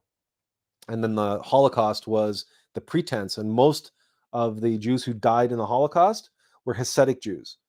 They were the Jews that you can tell that they're Jews. They look like Jews, right? They have those prominent features that you would associate with to the Jewish race. Those were the ones, the Hasidic Jews, because that aspect of the war was the blood feud playing out between the Ashkenazi and the Hasidic Jews. The word Nazi comes from Ashkenazi. It doesn't come from National Socialism. That's ridiculous. So all of this stuff has been playing out, and the first two world wars were all about setting this up, and the third world war now is about the end game, the third war in playing out this strategy that they've had for hundreds of years. So, and this is going to lead to the enacting of the anti-terror laws that we discussed earlier, and that's going to lead to a whole we can't, what they're going to do once you have a secret detainee program, and the people who you employ in that program, the security officers and soldiers or whatever, law enforcement or whatever that you have working in that secret detainee program, once you have dehumanized the detainees legally, philosophically, ideologically, and practically, and finally psychologically, in the minds of the law enforcement officers and or soldiers who are in charge of their interrogation, and they're looking after them, guarding them. Well, once you've dehumanized someone, if they're no longer human, then there's no reason to be empathetic or compassionate or have your conscience pricked in any way. Look at what happened to the detainees of Guantanamo Bay, Cuba, and the waterboarding and all that other stuff that came out after the fact, all the torture that was being done. Why were they able to do that? Because of the dehumanization of, these weren't human beings. These were terrorists. These were illegal combatants. No Geneva Convention. Geneva Convention goes out the window. Geneva Convention only applies to human beings who are defending their homeland. These people weren't defending their homeland. They were terrorists attacking U.S. soil. And the big, huge 9/11, staged catastrophe was all there to completely hoodwink the Western world into looking upon the perpetrators of such acts as complete monsters. And so psychologically, this is how you know that the ego, our rational minds, are are actually AI, are actually very simple mechanical programs and algorithms, because given the right external event and given the right psychological manipulation around that event, you can basically switch off what amounts to the only available throughput, the only available bandwidth of the conscience in relation to this particular entity, this particular type of person. Now you close down the bandwidth. It's like cutting off the internet connection to your conscience when it comes to terrorists or radical Islam. So you can see this in hyper intellectual people like Jordan Peterson or Douglas Murray, who both Jordan Peterson and Douglas Murray, who have generally speaking very good takes on a number of very controversial issues, but especially wokeness and many other aspects. They have very good takes. They're rather conservative and everything else, but they're hyper intellectual. That's the point. And now, with what just happened, both of them, both Jordan Peterson and Douglas Murray, and many other intellectuals, that switch has been flipped in their head. They've all come out and supported the nation of Israel, and they've all come out and spoken out against radical Islam. Douglas Murray has been speaking out against radical Islam ever since 9/11, by the way. And because that his switch was switched back in 9/11 and has never been switched back off. But this is how you can see that doesn't matter how smart you are, how hyper intellectual you are. If all that intellectualism is mechanical, then you're all ruled by AI. Your intelligence is artificial. It's artificial intelligence. So given an event that's weighty enough, because that's how AI learns, by the way, right? Using weights. And so you create a circumstance that's weighty enough, and then you compound that with all this media and propaganda and the threat of being canceled and the threat of being banned from YouTube and the threat of being having all of your accounts deleted from social media and the threat of the Canadian government freezing your bank accounts because you said something I didn't like, because that's what Trudeau did with the truckers and their protest. They froze the bank accounts of the organizers of that protest, and many of the participants of the protest had their bank's account frozen. It's completely unconstitutional. But they were speaking out against official policy of the Canadian government. So I guess the Constitution went out the window.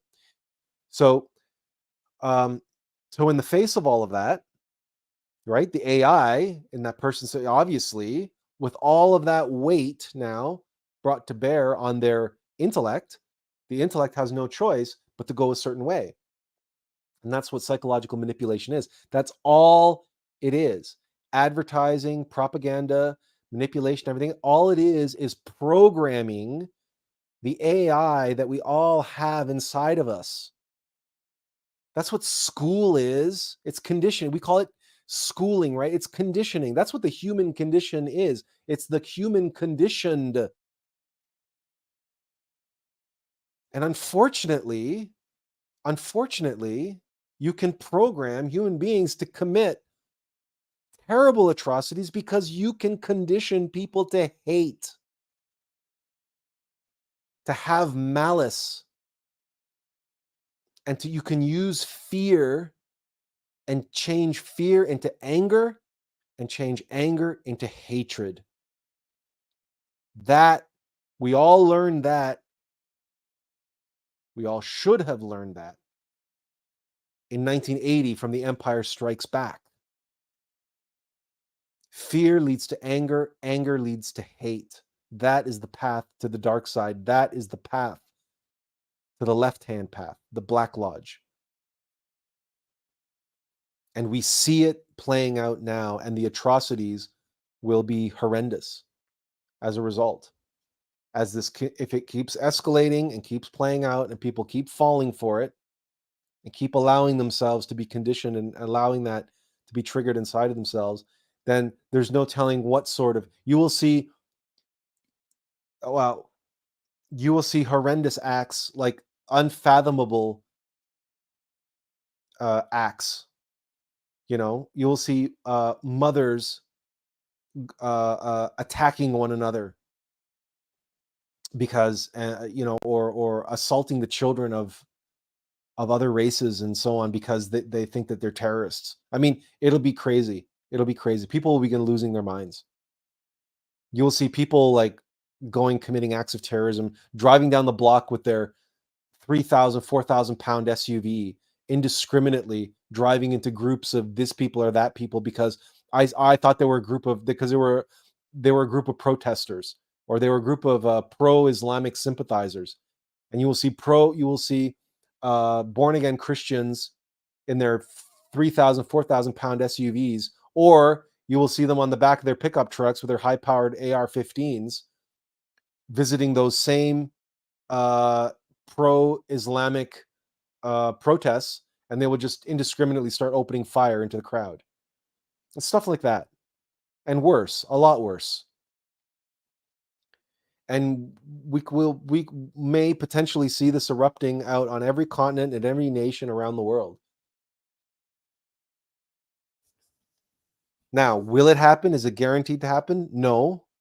But if things unfold a certain way, then it's very likely to unfold this way. Let's back up and Stuart says it's insanity to repeat history and expect a different outcome. These patterns are so clear. The leaders are slave masters with the whip hand of fear and vengeance. God help those that pray peace. You know what? The leaders behind this, they're all puppet masters. They're not. They're all puppets.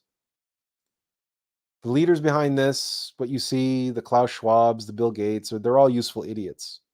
The Black Lodge is behind this. The Black Lodge are egos. The demons, they're the ones behind all this. That's their job. Hermes Tree says Egypt's intelligence told Israel an attack was going to happen 10 days before it did, and they did nothing. They ignored the intel. Of course, because they needed it to happen. We have to be careful what we say here about them having organized it. But remember, ultimately, it's all the Black Lodge. It's all ego. So if we leave it on that level, metaphysically, nobody can come after us, because nobody can argue that it was the anger and hatred of Hamas which led the attack. Nobody can argue that it's the anger and hatred and desire for revenge and fear of Israel and their existential, that Hamas is an existential threat to Israel that's responsible for the counterattack. Nobody can come after us for that, because it's the truth. If somebody can convince me that what Israel is doing is out of the goodness of their heart and out of conscience, and if somebody can convince me that what Hamas is doing is out of the goodness of their heart because they're kind-hearted and peace-loving and joyful, and they're being guided by by their higher self, then please present the evidence. But until someone does that, no one can reasonably argue that both sides are being motivated by fear and anger, and their psychology sees the other side as an existential threat, and that there's all sorts of other motivations behind, around control, around power, and all these other things, right? Nobody can argue that. It's psychology behind this political conflict. And so long as we stay on that level, speaking about ego, nobody can come after us. Well, they can, but on what basis? We're speaking the truth. We're speaking the objective truth. People can rationalize all they want and justify all they want, but they have the right to be afraid. They have the right to protect themselves. They have the right to self-defense and right. Fine, you can say all that stuff you want. And we can say in response to that anybody acting from that point, from that base primal level of their psychology, is not a true human being. They're an intellectual animal. They're an intellectual hominid. And they're being moved and controlled by the AI of their own rationality. They're being controlled by mechanical nature. And mechanical nature is affecting both sides of this conflict, which means ultimately mechanical nature is responsible for the conflict. Full stop, period. Forget about religion, forget about race, forget about politics, forget about everything else. There is one cause of all suffering in the world. There's one cause for this conflict. And if it erupts into Armageddon and Syria and Iran and Russia and China and everybody gets involved and embroiled in it, and it explodes into a global jihad and all of this anti-terrorist laws come into effect, and all of it is going to be the Black Lodge playing this humanity like a cheap dime store fiddle. That's what this is all about. Does anybody have any illusions that it's about anything else? How could it possibly be about anything else? Nothing happens in humanity without something happening in the psychology of humanity first. So what is driving the psychology of humanity in this point in time? Love, peace, unconditional forgiveness, unconditional love, kindness, compassion, welcoming? No. And let not anyone make a complete and utter total ass of themselves on the world stage by trying to argue that.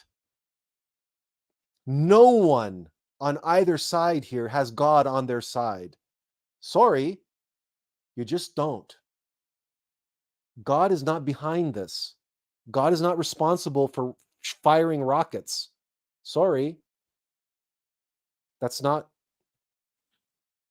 No one can make that case and have any credibility whatsoever.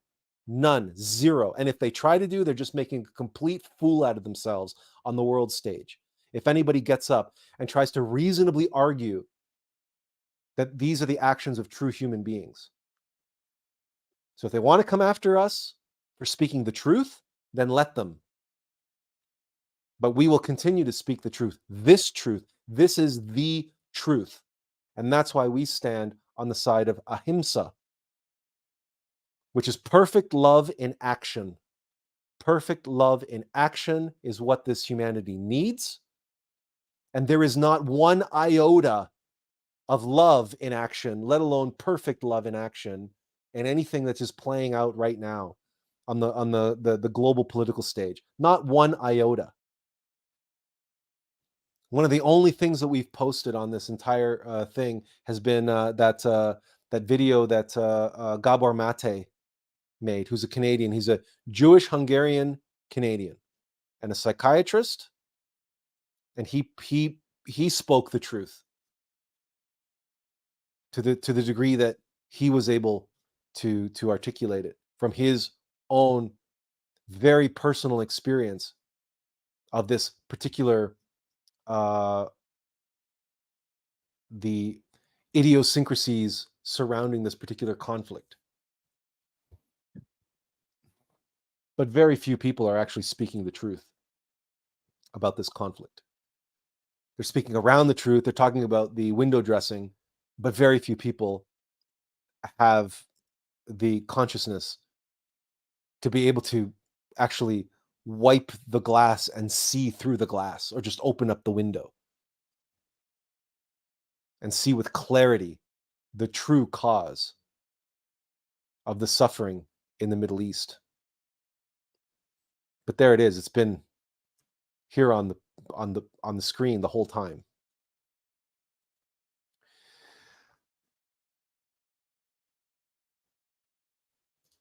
Benjamin says, yes, setting up the nation of Israel surrounded by Islamic nations is cruel. It seems it has been set up this way to pave the way for Third World War. They even say that the original nation of Israel was destroyed because the Jews crucified Jesus. When you look at a map and you look at the Middle East and you see Israel and you see it's completely surrounded by Islamic states, including into the north of Africa. And what Israel is practically, metaphorically, allegorically, symbolically, in every which way, shape, and form, it's a thorn in the side of the Islamic world. Just look at it visually. Open up a map. We should maybe do this for your benefit. All we have to do is open up a map and say, here, map of the Middle East. So, whoops. Let's let's go for images. Let's see. Okay. Too many requests. That seems like a strange. Let's see. Let's see if we can pull this up. No, wait. Open in new tab. How's that? There we go. So let's share this. And actually, we'll do, yeah, there we go. Okay, so there's the Middle East. We're going to hide your comment there, Benjamin. So look, see all that beige, that the light colored beige? Those are all Islamic states. Yeah? Now, there's Israel. Can we, I can't,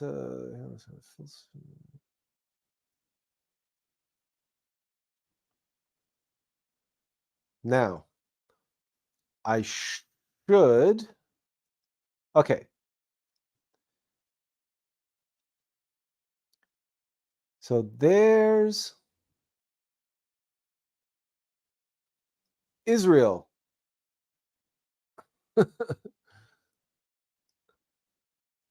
There's the name, and this little red, the dot speck, okay? Does that not just strike you, as, right, a thorn in the side of Islam? Is that not what that is? Just look at it. It's not only thorn in the side of Islam, it's a thorn in the heart of Islam. Because, of course, Jerusalem is sacred to all three of the Abrahamic religions, and Islam is an Abrahamic religion. Most people forget that Muslims read the Bible, the Old Testament and the New Testament. They don't call Jesus Jesus, they call him Isa. But he's a great prophet for Islam. Just not the greatest prophet, because for them, the greatest prophet is Muhammad. Because Muhammad came after Isa. But to them, Isa is a prophet. Abraham, of course. Moses. Solomon. These are all highly revered in Islam. And so there it is, in the heart of Islam, thorn in the side, the tick. And you know what it's like trying to sleep when there's a mosquito in the room?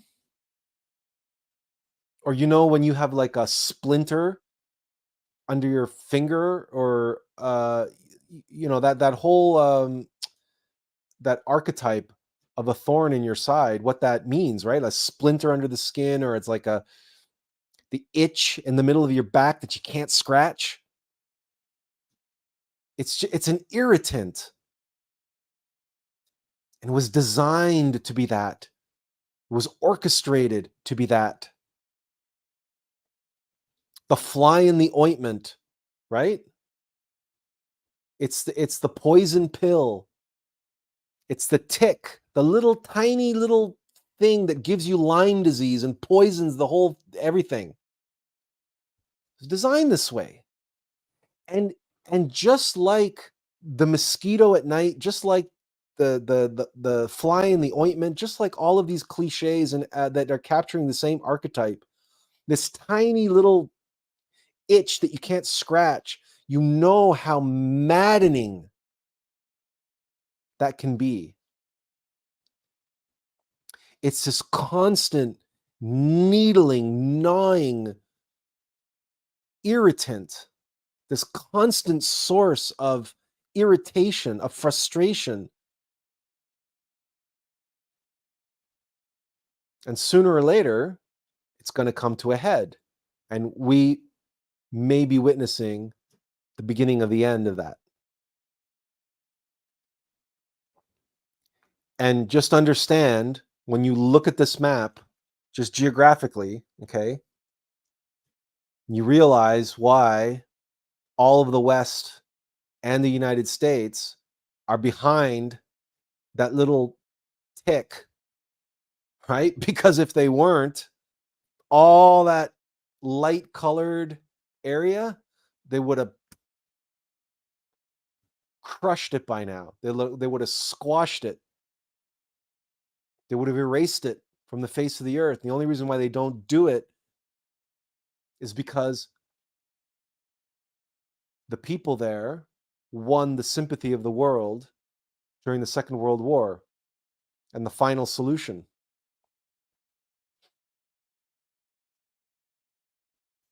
And the United States and everywhere in the world is somehow beholden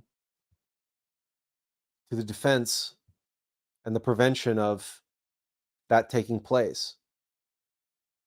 And yet, it's been a nonstop, that little sliver of land there has been this colossal source of irritation and frustration for the Islamic world, and continues to be.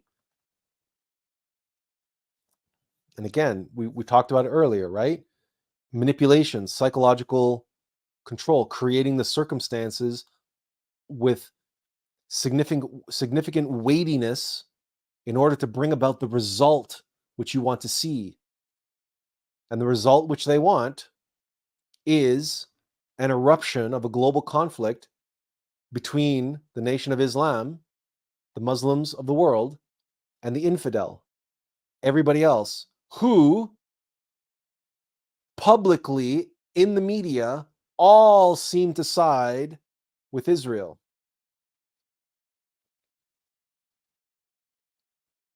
Which has been the thorn in their side, and the most hated and despised of all people in the world to the Muslims are the Zionists.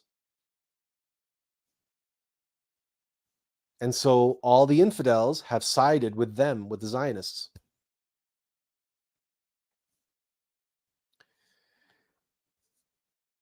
And so we are standing on the precipice of a global jihad and a global spiritual bloodbath. Like, forget about the Crusades. This will make the Crusades look like nothing. Just imagine if the Crusades break out all over the world. Like, we have Afghanistan, in suburbs all over Europe and North America, where anywhere there's communities of Muslims. Here in Canada, we have a very large Muslim community. We have entire city of Brampton. Now there's lots of Hindus there as well, Hindus and Pakistani, But yeah, but Pakistani are Muslims, right? They have Hindus and there's lots of Sikhs as well.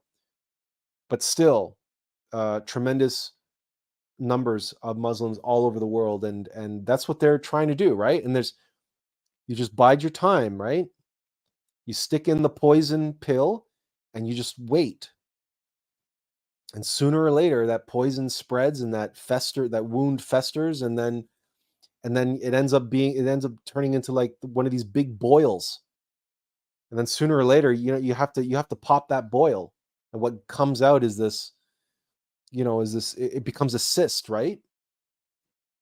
There's only so many different allegories or symbols or metaphors that we can use to describe what's happening, but we think you get the gist of it.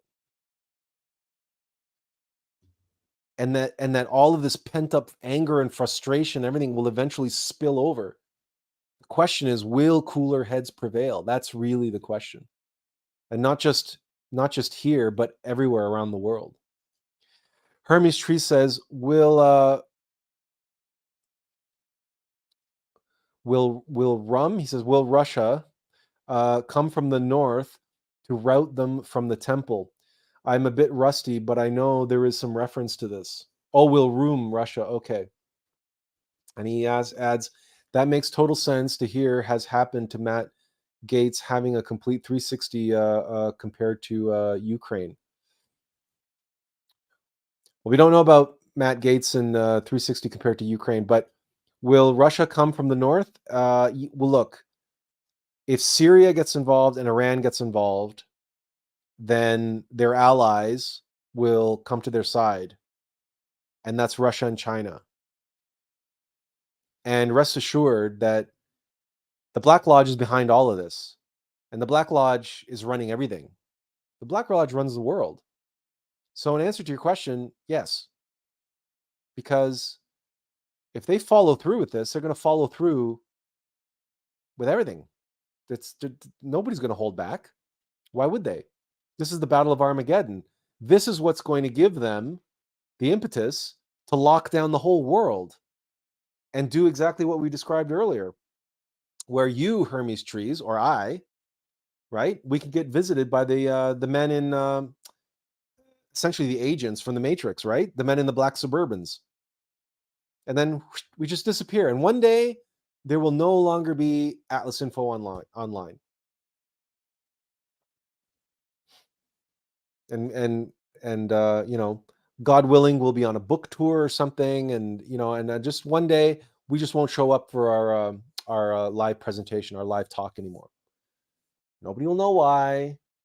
Nobody will know where we went. There'll be no indication on our social media or anything else. We'll just vanish. If the powers that be deem us to be an enemy of the state or a Islamic sympathizer, or an anti-Semite, or a hate monger, or promoting hate speech, or any of the other many ways, justifications and rationalizations to be canceled, those are all going to be justifications and rationalizations for individuals to just disappear. Benjamin Raphael says, power, money, and sex dominates the world today.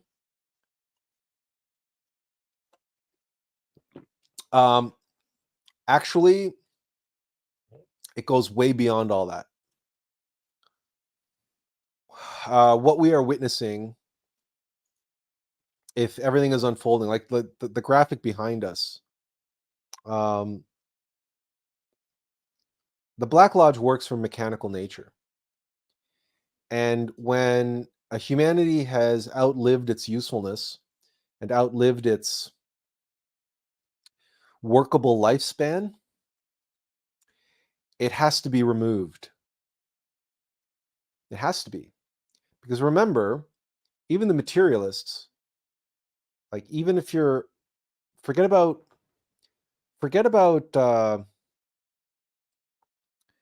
God and spirituality and the fate of souls and all that stuff for a second. Just put yourself in the mind of an atheist and let's say maybe even a nihilist, but certainly an atheist, someone who recognizes our connection with nature and that we are a part of nature, yes? Surely that type of person can recognize that there is this global biosphere and that every system in that global biosphere serves a function, and that ecosystems serve functions, but also entire species serve functions, and orders of species. So you have different levels or orders of species going up the food chain, if you will. Now, this is where the metaphysical stuff has to come back into it. So the atheists will have a problem with it. But if you understand that the planet is an organism, a living organism, and that humanity is an organ in that organism that can be likened to the skin on a snake. Snake skin has to allow a snake breathes through its skin. The skin allows the snake to slither, obviously, and that's to have locomotion. The skin has to be supple, it has to be flexible, it has to be the right color and the right texture and smoothness. In other words, it has its functional parameters in which the skin has to fall into in order to perform at a level which is necessary for the ongoing survival of the snake. Once the snake skin becomes old, brittle, dry, irritating, it doesn't have the moisture necessary to be able to it's not as breathable, right? So the snake actually starts having difficulty breathing. The snake has no choice. It has to shed that skin. This planet has no choice. It must shed the vast majority of this humanity. Not all of this humanity, but the vast majority of it. Now, the reason why it's not going to shed all of this humanity, because just like the serpent, the snake, has fresh skin growing underneath, and it only sheds the old skin once the new skin is ready to take its place. We don't have that kind of arrangement when it comes to a planet. There is no new humanity, fresh, waiting in the wings to come and replace this one. The next humanity has to be born and develop from the best seeds preserved from this humanity. But in the meantime, the planet requires human beings in that interim period. But the kind of humans that the planet needs is intellectual animals. The planet only needs hominids. The planet has no use for true human beings. It doesn't. It really doesn't. The planet, as a mechanical entity, mechanical nature only has a use for hominids. And that is why egos that work for mechanical nature have hominids on this planet doing what? Spilling blood and spilling semen. Let's call a spade a spade. Let's get really down to brass tacks. What does the planet, mechanical nature, want from this humanity? Blood and semen. Why? And by semen, we mean the sexual energy, sexual force. It wants human beings having lots of sex and killing each other. That's what mechanical nature wants. Why? Because our prana, the life force, the energy, which the planet needs from us, is in the blood, and it's in the sexual force, it's in the semen. Now you might be asking, what is this guy talking about? And why does why does the planet want our blood and semen? Why does the planet want our prana? Well, everything is prana. But prana has different levels, different frequencies, different vibrations. And every organism, every organ system on this planet, in other words, every system of organism, every genus and species, that's but divided up into the kingdoms, processes solar energy and digests it. It transforms energy. All of nature is just different systems of transformation of energy. And that energy comes from the sun. All energy on this planet is solar. But the planet cannot absorb the full spectrum of solar energy directly. In the same way that you and I cannot digest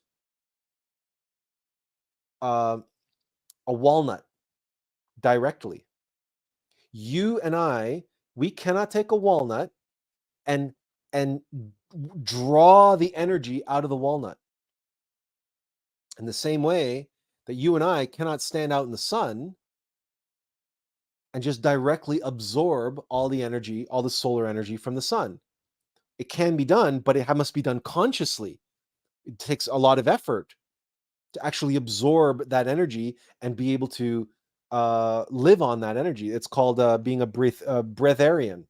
Now, there are people who do it, but it takes a lot of effort. But the planet cannot, mechanical nature, that process cannot happen mechanically. If you stand out in the sun and you try to allow your mechanical nature to absorb sunlight directly, you will get burnt to a crisp. You will get so sunburnt, right? Because you're trying to absorb the sun mechanically. Mechanical nature cannot absorb sunlight directly mechanically unless it's this crazy type of species called plants. And they have this crazy function called photosynthesis, which incredibly transforms solar energy into electrochemical energy, and biomass creates carbon. So it's using solar energy to take minerals, base minerals from the mineral kingdom, and it's transforming and configuring those base minerals into essentially carbon atoms. So there's stored potential solar energy stored as chemical energy in the carbon atom, the long chain carbon atoms, and then you have the short chain carbon atoms. We call these sugars and fiber, right? These are carbohydrates, in other words, right? Carbohydrates are a powerful source of fuel. We should know all this from our various different educations. So now what happens is you have these other but all that energy, right? Plants, they take that solar energy and they create these carbon atoms, but the earth, now the solar energy is trapped inside these carbon atoms and in these things called carbohydrates and starches and sugars, right? And the earth can't absorb that. So what do we have? We have these things called herbivores, animals, another kingdom. The base minerals that are born from the earth, right, from the magma, comes to the surface as lava. Those are all the minerals. That's the birthing of the mineral kingdom.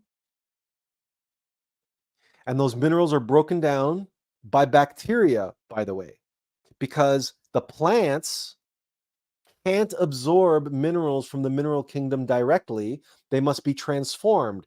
And they're transformed through probiotics in the root systems of plants. Plants would die if they didn't have their probiotic bacteria doing the same thing for them as they do for us, breaking things down from into a bioavailable format, bioavailable minerals. And so those are absorbed by the plant and reconfigured into these long and short carbon chains. We call them starches and sugars and carbohydrates in general. And then what happens? We have a whole new kingdom of species, of beings called animals. And what do? They come and they eat the plants. And they eat the plants, and then again, in their gut, using a number of different processes, like so bovine species like cows have multiple different stomachs, and they use fermentation. And fermentation is what? Bacteria, again. And so bacteria are actually breaking down these sugars, these starches, and these fibers. These long chain carbohydrates are being broken down in smaller and smaller and smaller components until finally they can be put into a format that is bioavailable to the herbivore or the omnivore, whatever the case may be, whatever animal is eating these plants. The bacteria in their digestive system are the ones that are doing the transformational process. And finally, we have things like ATP and so on, and like without getting too much into the biophysiology of it all and the biochemistry of it all, but we have these chemical energy packets that are then can be transformed and the energy extracted from, and that energy is electrochemical energy, and it's electromagnetic energy. We call that prana. And that prana, that energy, is actually in our blood and in our sexual centers and our sexual force. It's the creative energy on this level. It is the equivalent. So it is solar energy. It is Christic energy, but now in its biomechanical form, and its fourth dimensional form. And it is bioavailable. It is the foundation of all of reality that we experience here in the third dimension. And it is that energy which fuels everything. And it creates everything. It is the creative force. In Star Wars, it's allegorized as the difference between the cosmic force and the living force. And it's the same way in us. We have the cosmic Christ, and we have the Divine Mother Devi Kundalini Shakti. She is the living force. That's Yasod on the Tree of Life. That's the fourth dimension. Christ consciousness, which comes from the seventh dimension, the zero, like just emanating from the zero dimension into the first dimension, which from our point of view is the seventh. And then in the fourth dimension, we have this transformed prana, the foundation of three-dimensional reality. And the planet needs that energy, but it needs that energy on multiple different frequencies and multiple different levels. And so it has all these different kingdoms, and it has carnivores eating herbivores, because then they transform the flesh of the herbivore into a different frequency, a different level. And with the way it behaves and its sexual activity, and its the way when it spills the blood, for example, of the herbivore, that blood sinks into the earth, and finally the earth can absorb the prana that was in the blood, that was transformed by the herbivore, that was created by the plant. And you see how this goes. And it goes all the way up the chain to humans, and why humans have to eat meat. From the perspective of our relationship to the planet, human beings are the last in the chain of this digestive system for the planet. We are, in many ways, to the planet, what bacteria in our gut is to us. Human beings are part of the probiotic chain that's transforming energy and putting it into um, bioavailable form that the planet can absorb. Now, when a humanity is experiencing their golden age, a humanity is able, because we are able to manipulate prana with our consciousness, true human beings do what is called earthing. And if you're familiar with the concept of earthing from a New Age perspective, they say that you draw energy up from the earth. They have it all backwards. What we do when we do earthing is we send negative energy down through the soles of our feet into the earth with every breath. Breathing in and breathing out, we absorb the good energy, the positive energy, and we discard the negative energy, negatively charged energy, because that's the energy that the planet needs. Because negatively charged energy is the feminine energy. That's the energy of Mother Nature. It's the negative energy, right? It's actually when electricity flows from the negative pole. That's what charges and feeds the earth. That's why the Black Lodge, the egos work for mechanical nature and have us doing all these negative things and getting stuck in negative emotions and getting all of our energy and making our mental energy and our sexual energy and our emotional energy to always be negative all the time. Desire and lust and greed and anger and envy, right? Because if we are in dereliction of our duty, if we are not consciously sending negative energy into the earth, then the earth has to get it from us somehow, and it gets it through ego. It sends parasites, metaphysical parasites, to cause us to behave in ways so that we will spill semen and spill blood, so that and so we will be charged negatively and send negative energy into the earth. So when these New Agers all talk about being positive this and positive that, and the cult of positivity and everything else, they're actually setting themselves up for this to be attacked and overrun by egos, because they're not performing their duty to the planet. So that's during the golden age. That's why the Essenes, by the way, never cut their hair and never shaved their beards, because long beards and long hair are extensions of the nadis and extension of the nervous system, and negative energy will flow down through the ends of our hair and the ends of our beards and be channeled down into the earth, just as through the soles of our feet. So we really shouldn't be walking around with very thick rubber soles, and we really shouldn't be living in these high-rise buildings, multiple stories from the earth, because we're so far away, we can't channel our negative energy down into the earth anywhere. We're not grounded, in other words. This is all about being grounded, and it's sending to the earth, which doesn't do us any good. All that negative energy isn't good for us, but it's very good for the earth. That's what feeds the earth. And we're in dereliction of that duty when we're asleep, right? We're not so mechanical nature will get it from us one way or another. If we're not consciously sending it into mechanical nature and doing pranayama and everything else and transmuting the negative energy, we're allowed to use a certain amount for creation of the solar bodies, but the rest we send it down into the earth. If we're not doing that consciously during the golden age, guess what? We start to become dereliction of duty. We start ignoring that or forgetting that. Well, mechanical nature comes and takes care of it for us. If we don't do our duty as human beings consciously, mechanical nature will get what it needs from us mechanically, and that is what egos do.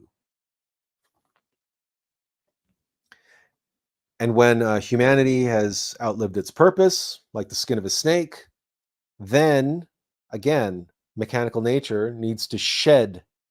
It's like having too many probiotics. Like imagine if your probiotics suddenly became a colony out of control, right, in your digestive system. You would have no choice but to do like an enema, right, or get your stomach pumped and doing an enema and do something drastic to flush your entire intestines and your entire digestive system would have to be flushed out to get rid of everything. If your probiotics got out of control and they were now just consuming everything for themselves, and it was just this, you were out of balance. That's similar to what happens during the Kali Yuga, right? Between the probiotic analogy and the snake skin analogy, somewhere between those two, you have something akin to what's going on now. And the Battle of Armageddon is just part of that. And just like the Great Awakening of humanity is just part of that. Everything that's happening are just indications that this humanity's time well and truly is up. And we have to be prepared for that. And that was the original intent of this talk, was to talk about how to prepare for that. But we ended up going in a different direction. Diana Sophia says, Amen, Amen, Amen. And Kathy says, ego. Cassandra says, when will our consciences grow so tender that we will act to prevent human misery rather than avenge it? And that's a quote from Eleanor Roosevelt. When this humanity is gone, and when the next humanity is born and ruling this planet. In other words, during during the next golden age, which will only happen after the end of the Kali Yuga. Stuart says, if Israel is a thorn in the side of the Muslim world, then the bush out of shot in North America, if Israel is a thorn in the side of the Muslim world, then the bush out of shot in North America. We're not sure what you were getting at there, Stuart. Maybe you can clarify that. Lux Kusta says, isn't fear of survival, fear of losing control, not rooted in pride?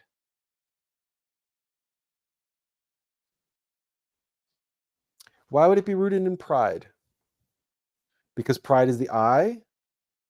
Pride is what's concerned with the self?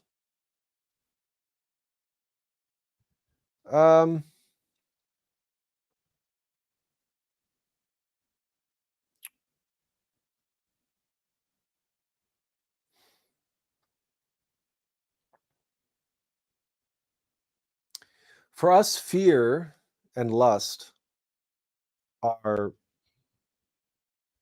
consorts, right? And the desire to control outcomes is lust. You can say, yeah, self-preservation in that sense, but the eye of pride is always this false self, right? Now, obviously, you can say that self-preservation is preservation of the false self, but you see, egos themselves fear. Pride itself is capable of experiencing fear because they're demons or entities. And so fear is foundational. Fear is the primary, the survival instinct. Is it really the ego of pride, though? Or is pride itself a form of control? It's a good question. Because we associate ego with pride because it's I.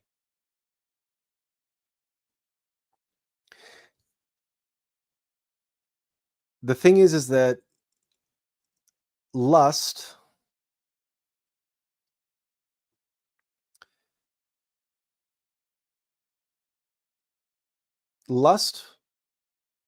is the mother of all egos. Lust is desire. And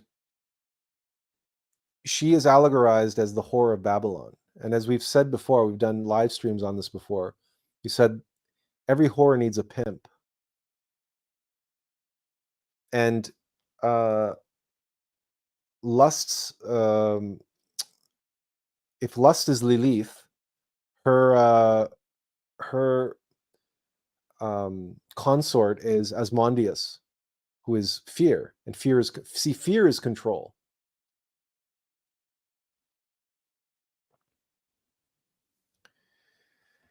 And control of outcomes.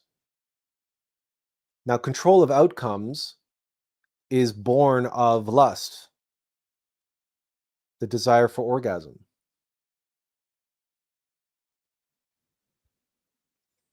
The desire for having to, pride is self-obsession, loving oneself too much.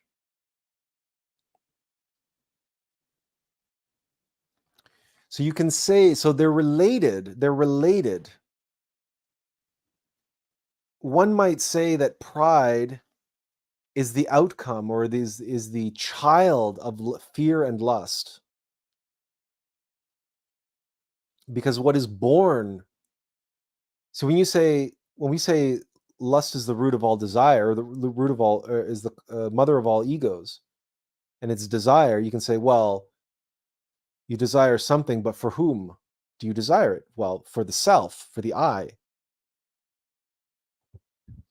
And if you're associating that I, that self, with pride, then in that sense, yes, but they're related, but it's not fear that comes from pride. It's more pride is born out from fear and lust.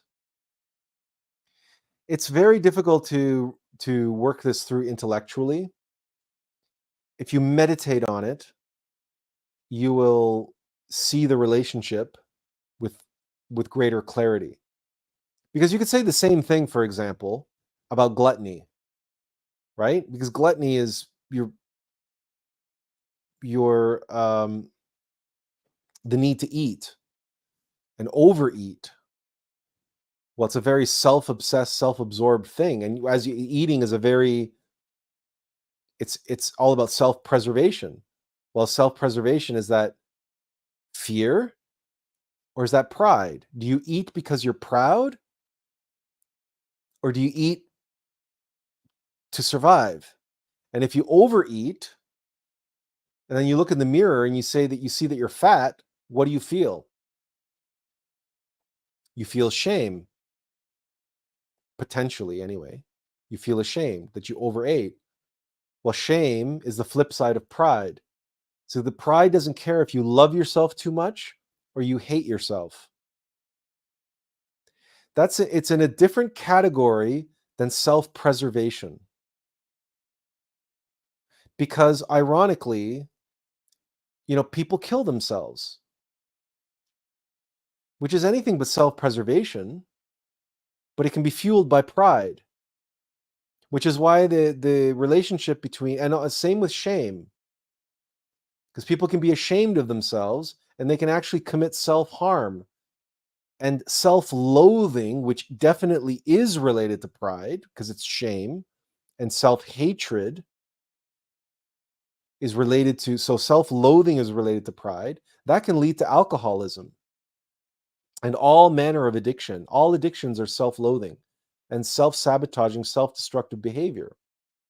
Well, that's born of self-loathing. But there's no fear of survival there. You're actually killing yourself. You're slowly killing yourself. So pride has overtaken fear. The fear of survival comes before pride, and pride can override it. Anyway, it's a good question. It's a good question, but it's one that, again, it's hard to intellectualize and find an answer to. But if you meditate on it, you will come to a much deeper knowing about this, and really meditate on your own egos for that, your own pride, your own fear. Cassandra says, it's a bit of a long one. She says, it's so hard as humans to be the first not to seek to avenge. Even a mosquito biting is so triggering to smack off the thigh and wipe away in triumph. It is so important to mature past this impulse, even at the smallest annoyances. To be the first to find a way to address the original instigation without perpetuating harm to pass back and forth till it isn't even remembered how it all began. We address this in our upcoming book, actually, the relationship between nonviolence and ahimsa. And ahimsa is often described as do no harm or nonviolence, but that's a misunderstanding of what ahimsa means. Ahimsa means perfect love in action. What Cassandra is saying here about vengeance and about the automatic reaction being triggered and acting immediately on the trigger is returning harm for harm. It's returning violence for violence. And perfect love in action challenges us to get in between that automatic trigger reaction, mechanical dynamic, that we consciously intervene, receive. So that the famous quote from the Bible is, turn the other cheek. If someone smacks you across the face, turn the other cheek. So show them the other cheek, right? And this is often misinterpreted and misunderstood, especially when you look at it in the context of all the other quotes in the Bible about revenge and vengeance and taking vengeance. And what turn the other cheek literally means is just that. It's you putting yourself into the situation of getting slapped. And you know that the automatic mechanical reaction to getting slapped is to slap back. There's that famous scene from Cheers where Diane and Sam are slapping each other, and every time one slaps the other one slaps the other one right back, and they can't get anywhere. So it's slap, slap, slap, slap, slap, slap, and it's just, and every time it's like, oh, and they finally, that's like, Sam just in resignation, he's like, oh, he shrugs his shoulders, and he's like, oh God, this is going nowhere, right? That's what, vengeance is like that, and this automatic dynamic. It's just like, it's like a tennis match or a ping pong match or like a seesaw, right? It's you can't get anywhere. So not returning evil for evil, that is the key. But it's not necessarily nonviolence, because, and we use this example in our book, if someone is coming at you with a knife and you have the ability and the skill to disarm them and prevent them from stabbing you in the chest with it, what do? Do you use your martial arts self-defense abilities and you take them down, you subdue them, and you disarm them? Okay, because that requires violence, physical violence. But you now have them, you've subdued them, you've taken them down, you've disarmed them, now you have their weapon. What have you just done? Really? You haven't caused any permanent harm. You haven't done this out of anger. In fact, you now have them, they're at your mercy. In the laws of classical combat, once you've subdued your opponent is at your mercy. They must resign and be at your beck and call now. They must be your slave if you should wish it, because you defeated them in combat. You didn't kill them, you spared their life, but so their life now belongs to you. And you've prevented them from becoming a murderer. You have the ability now to reform them, to change them, to say, go on your merry way, don't be a bloodthirsty asshole anymore. Don't go around killing people. You have the potential to instruct them. And you prevented them from becoming a murderer, from stabbing you in the chest with a knife or a sword or whatever the case may be.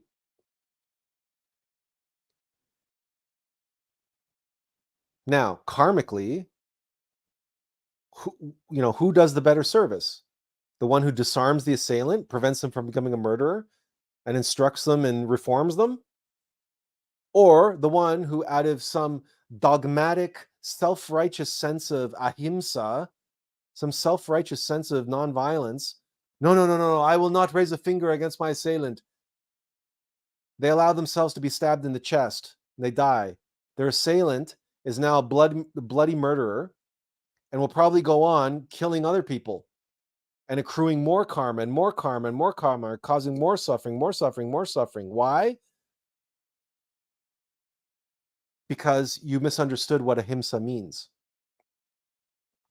Love, perfect love in action, love is severity and mercy. Perfect love in action, if someone's coming to attack you and kill you, perfect love in action is the whole reason why martial arts exists. Non-lethal martial force. That's why you have Shaolin monks who are Buddhists perfecting the martial arts, because they understand this. They understand that martial arts, the open hand, right? The non-lethal martial force is essential if you want to be a living embodiment of perfect love in action. So that if someone attacks you physically, you don't react with anger. You don't react with vengeance. You don't beat the living crap out of them out of fear and out of terror and out of anger and out of hatred, because how dare they attack me? You don't allow your primal animal self to come in. No, instead, the Shaolin monks have different animal styles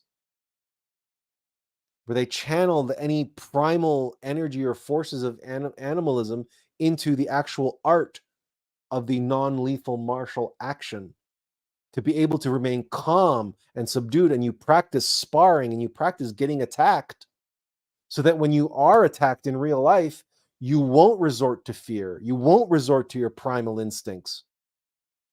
You will engage consciously to disarm your opponent. And when you have them subdued and disarmed, if the circumstances allow, you can show them mercy. And it is with that mercy, that severity and mercy combined, you will become perfect love in action. And through your example, and through the combination of perfect severity and mercy, you will show your assailant, your opponent, the high road, a better path, a path which your assailant may in that moment awaken to and see the wisdom of, and see the beauty of, and appreciate, because it is that path which just spared his life.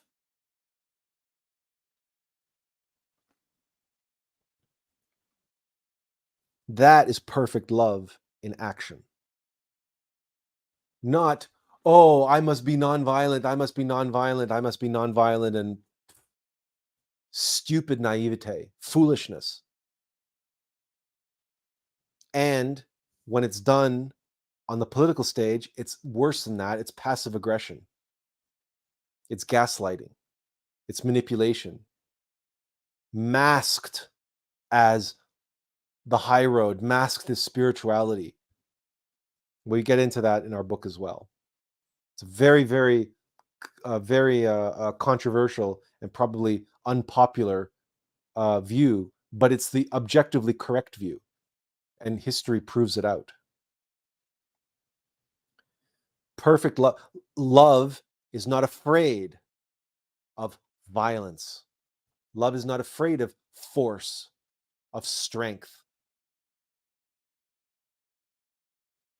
right? That's why we have such things as holy warriors and knights who were the noble knight and the noble samurai.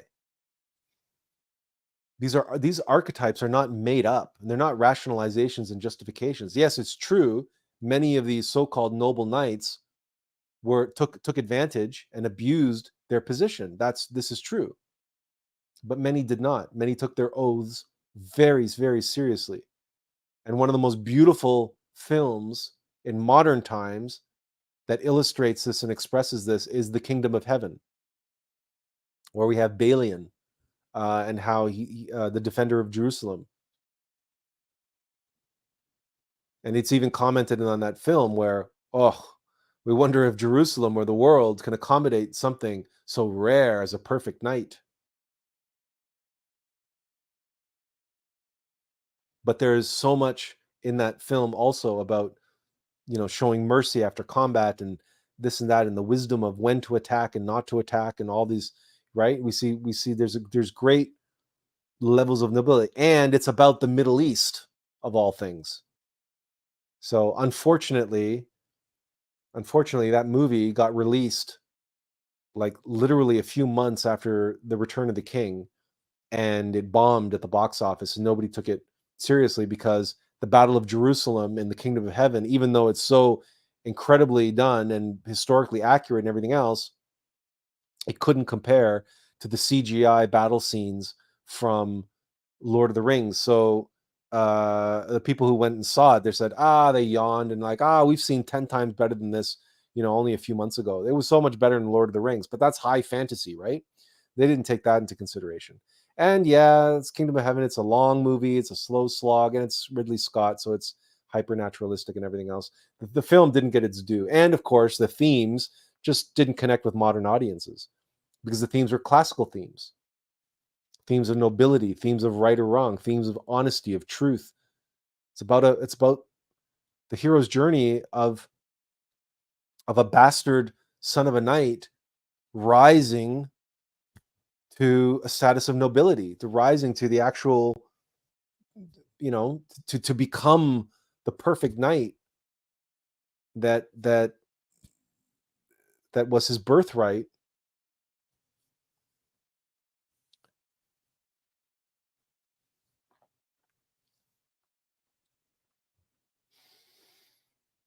So there's a lot to say, Cassandra, about this particular thing, and we actually have an entire chapter or a huge chunk of our chapter on on wokeness is all about this subject.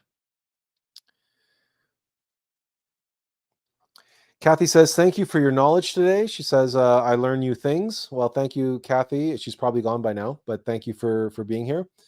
And Azazel says, to take up our cross, we must face lust. To deny oneself, we need to face pride. And to follow the Christ, we must face fear.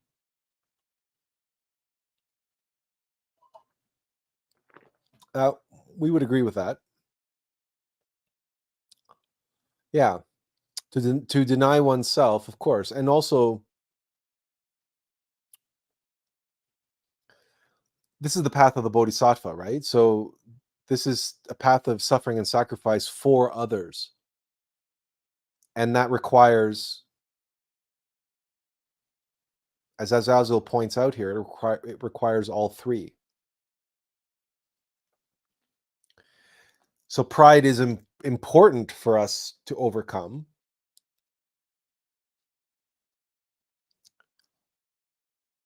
It's just the question was, which comes first, pride or fear? And is fear and the desire to control a product of pride? Or is pride a product of fear? Or is it just that the two are related? And really, if we think about it, it's probably more of a, because everything works in threes. And as Azazel is pointing out here, that it's It's probably a triunity, but fear and lust are related. And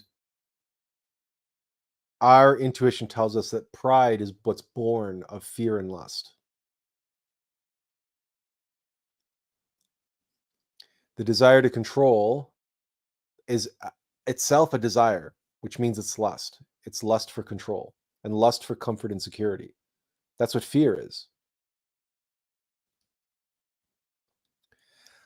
But self-love or self-hatred, the obsession with the self, that is born of the combination of craving and aversion and the desire for comfort and security and control.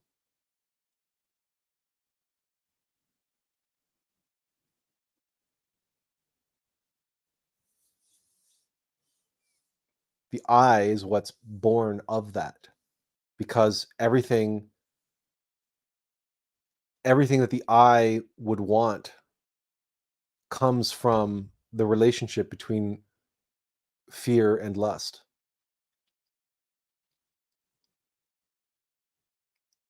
And it really comes down to this question of identity itself. And when does identity become a thing? Because fear is really attachment, and pride is identification. And as we said before, uh, fear is the self-preservation instinct, and lust is the preservation of the species.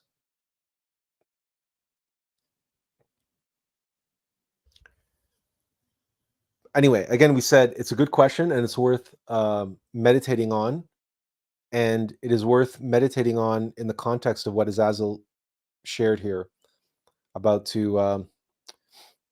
the three, I guess, primary pillars, the primary egos that we have to face on the path. Hermes Tree says the honor and humility between Baldwin the leper and Saladin is beautiful as well. When Saladin sees his great rival and enemy who just beat him, he just sends his doctors out of mercy.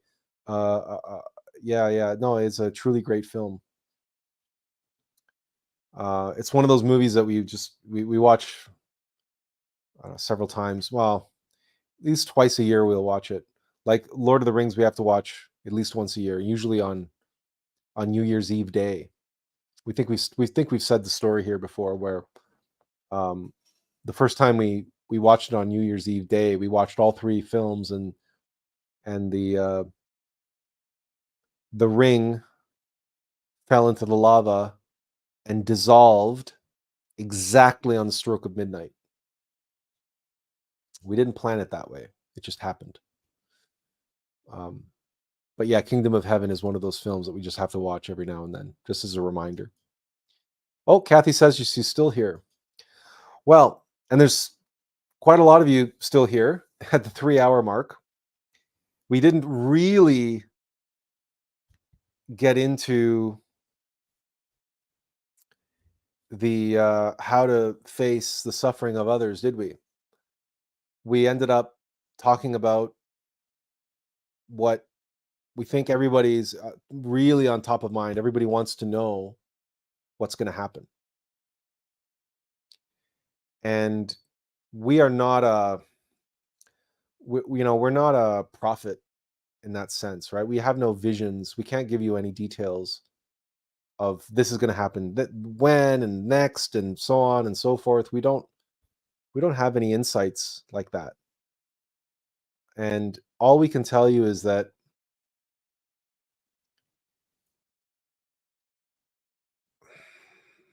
we, for better or for worse, we do have insight into the depravity that humanity is capable of. And we also know that Mechanical nature is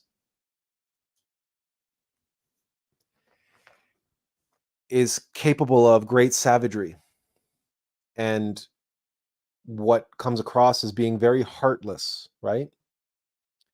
Mechanical nature, like Ash in Alien says, mechanical nature isn't clouded by delusions of morality, and it isn't compassionate in any way that we can imagine or we can comprehend.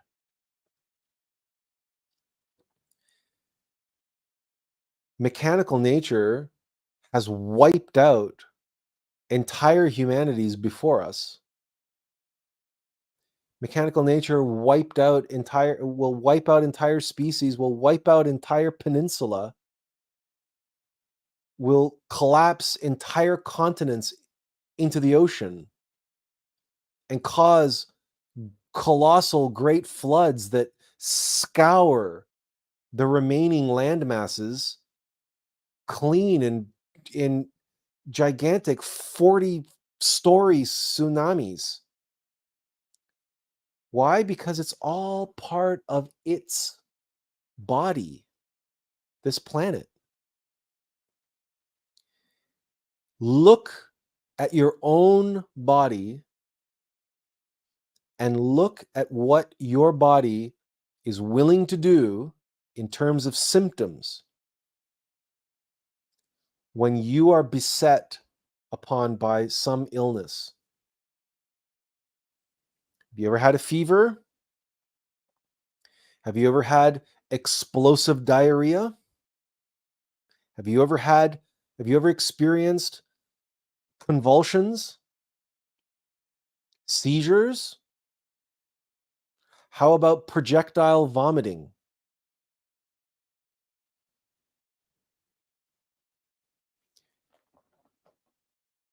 Now, magnify that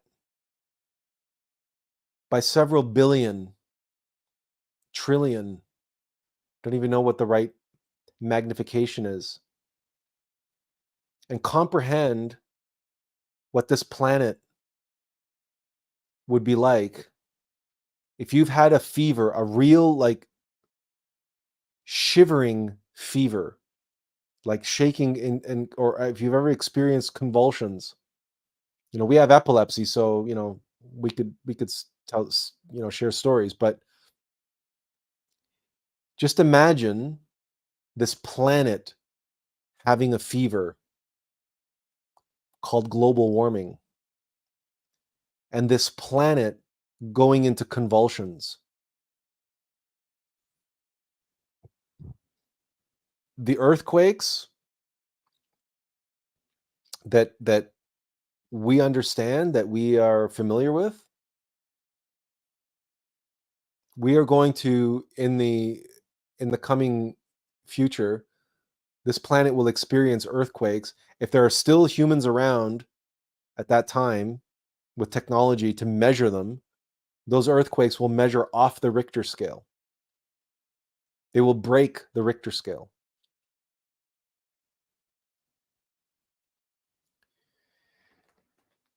The calamities and catastrophes and mass deaths, even be this, and this is all outside of any war, any conflict between humans.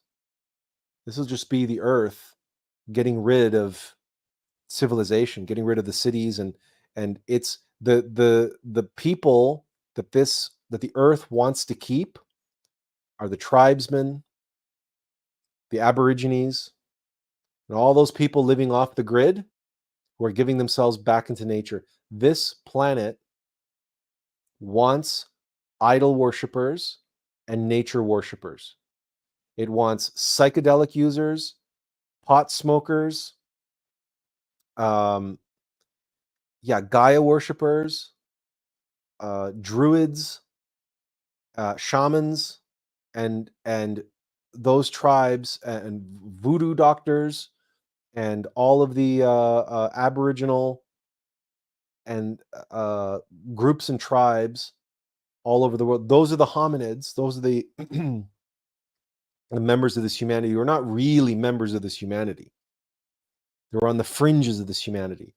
They want nothing to do with this humanity, and this humanity, by and large, wants nothing to do with them, except for those who are falling into devolution and identifying with them and romanticizing them and wanting to create their own intentional communities, and the ones who are doing all the piercings and the tattoos and the psychedelic drugs and everything else, and they're all worshiping Mother Gaia, and there's going to be huge contingencies, huge uh, uh, numbers, especially when things really start to go to hell, who are going to say, to hell with Klaus Schwab, to hell with the dystopian nightmare, to hell with high civilization, to hell with technology. I'm not getting chipped. I'm not doing this. I'm doing that. I'm going to go off into the woods with my friends and my intentional community, and we're going to live off grid, and we're going to be one with nature, and we're going to smoke our pot, and we're going to take our psychedelics, and we're going to commune with the great one, the great all, and we're going to be one with all beings, and so on and so forth. And mechanical nature will say, that's exactly what we want. That's exactly what I want. And there's going to be lots of people who do exactly that, and they're doing it already, and they're going to continue to do it. And the worse things get, and the more things get clamped down on civilization, and the more this technocratic dystopian nightmare starts to unfold as a direct response to the Islamophobia, which will ensue if a global jihad is declared. Again, there's a lot of ifs, but what will unfold precipitously if we get violence and bloodshed in all four corners of the globe, on all the continents, and all the major cities, between Islam and the non-Muslims, then they will be able to usher in this global dystopian nightmare scenario, this technocratic nightmare, and they will want to instigate human 2.0 and turn this humanity into mechanical zombies, basically. A transhumanist, dystopian, technocratic nightmare. And there will be huge numbers who will just intuitively know that this is wrong, but they will, in reaction to that and in fleeing from that, they will go back to nature, and nature will be waiting for them with wide open arms, because that's what nature wants. Nature wants, in the same way that divine nature wants to harvest from this humanity as many awakened souls as it can, as many true human beings, in order to plant the next humanity and seed the next humanity and establish the next golden age. Divine nature wants as many true human beings as it can get. But just as divine nature has that goal and intent to harvest as many true human beings, mechanical nature's goal is to siphon as many mechanical human beings, many ego-driven human beings, many hominids, intellectual hominids trapped in fear, who to worship mechanical nature. And how do you do that? By creating this global, monolithic, technocratic, dystopian nightmare that's going to cause all the nature-oriented, rainbows and unicorns, love and light hominids, all these new agers and everybody else, who all love nature, and they all, they want their psychedelics, and they want to have smoke their pot, and they want to have all the polyamorous sex that they can get, and everything else, and they just want to live off grid and be one with nature and one with all beings and blah, blah, blah, and all that nonsense. So you create this horrific nightmare, dystopian, cyberpunk, technocratic, human 2.0 nightmare in all the major cities. And then all these earthy, spiritual, crystal collecting, Reiki practicing, Black Tantra performing, polyamorous, New Age, spiritual Gaia worshippers will flee those technocratic cities like rats fleeing a sinking ship, and they will flee back into the forests and into the mountains and into the meadows and into the deserts and into the jungles and into their intentional communities and their off-grid living and everything else. And waiting for them with open arms will be mechanical nature saying, "Welcome home, my children. You were born of my bosom, and now I welcome you back into my bosom."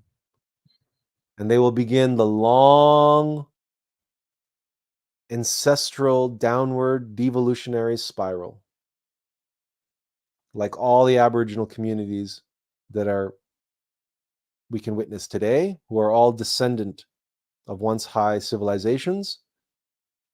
And that downward spiral of devolution ends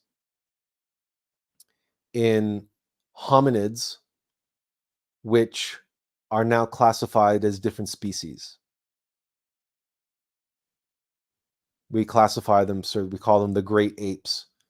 And chimpanzees, who share the highest percentage of genetic material with human beings, are also the most savage and most warlike and most vicious, and they're capable of the most atrocious atrocities against their tribal adversaries.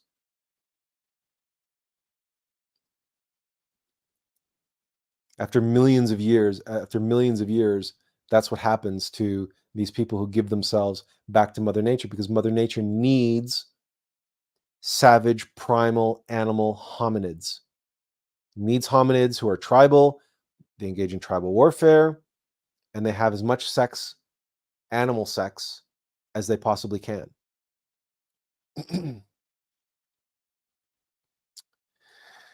Lux Custo says, without the sense of I, pride, there would be no need to have fear for survival, right? If there is no sense of self, pride, then survival is in the hands of God rather than having to fear about it. And Lux says, I understand it's hard to speak about it. But pride is not the sense of I. The sense of I is consciousness. It's your amness. Pride is love of the false self. It's a sense of the false self, but it's the love of the false self which is pride, or the hatred of the false self. We should not remember the only reason why we can even have a sense of I is because of the great I am that I am, which is the holy name of God. And we have an individuated essence of that called our being, from which we get our amness. But that amness, which is our consciousness, gets bottled up inside of egos. So when you say without a sense of I, and you put bracket pride, you have to understand that every ego has its own sense of I. The word ego means I. Pride is not synonymous with I. The word ego is synonymous with I. But fear is an ego. Lust is an ego. Pride is an ego. They are all I's. Fear is self-preservation. Fear is preserving itself. Fear doesn't have to preserve anything else other than itself. Lust only wants to exercise its own program. And And just like malware on your computer, it has no sense of I, it just has its program that it executes. So too fear and lust executes their program. So too pride is just a program. The I-ness or the amness that gets hijacked, the I itself are the individual egos. We have many, many, many, many, many I's. The love of the self, which is the amalgamation of all of those I's, that's pride. Or the hatred of the self, which is again the amalgamation of the many I's, which is the false self. The hatred of the false self or the love of the false self. But that falsified self, that feeling of self, that amness, is stolen. That's the hijacked ego that's bottled up inside those the hijacked consciousness that's bottled up inside those egos that give egos that sense of I in the first place. Look says, I have been meditating on this and I still do. This is why I'm sharing my reflections with you. So,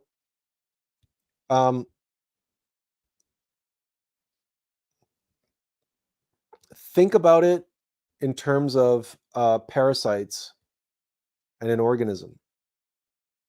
And think about it in terms of,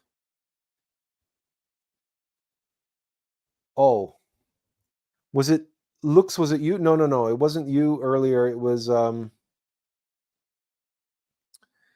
wasn't Stuart. It was, who was it? It was Trevor. Trevor said something about us saying something that explained a whole bunch of Star Trek episodes. Are you familiar with the science fiction trope where some parasite takes over the mind of the host?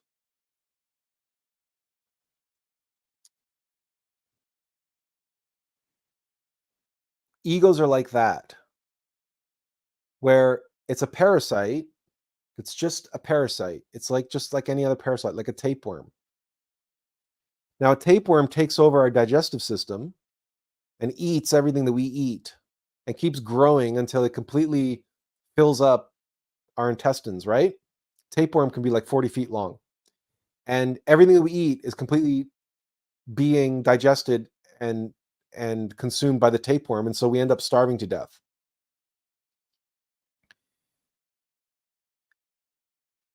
That tapeworm is still just doing what it does. Now imagine science fiction has imagined a parasite that attaches to the brain somehow. And it's still just running a program, but it takes over its host. But it's taking over, in this case, the mental faculty. And in doing so, the host starts behaving in ways which are not not of its volition. But the parasite is clever and uses this device called I to convince the host that these are his decisions, even though the actions are against his genuine volition, but they are presented to the host in such a way that the host hears them as voices in his head saying, I want this, I don't want that, I want to go here, I don't want to go there. I. And these different programs are running, and they're all just competing to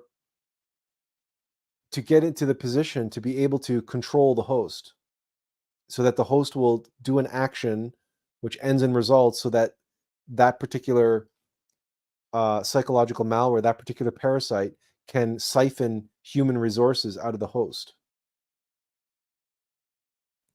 I is an illusion. the amness,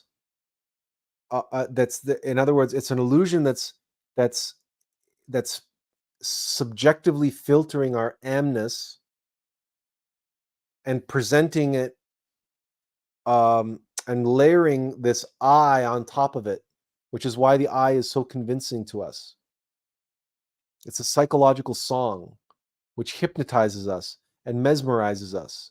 So we forget ourself, our true self. We become identified and attached to this false self, this false I. But that I is a whole series of I's. There is no one I. We are a multiplicity of I's, just like there's no one self. We are a multiplicity. There is no I. There's a reason why we, Attlas, always refer to ourselves as we, because there is no I. We are a multiplicity. We are multiplicity in a very real sense. So I is the egos, and there is no single ego anyway. The I is an illusion.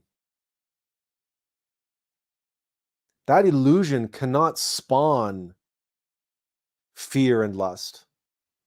And that illusion is not itself pride. Pride is just another algorithm that's using that illusion to get what it wants, which is for us to obsess about it and focus on it. But it puts itself in the position of I, and it convinces us that it is us. So we get focused on us and obsessed about ourselves. And when we do that, it feeds. And it doesn't care if we love ourselves too much or we hate ourselves too much, as long as it is in the position of I. And we've described this before as we have this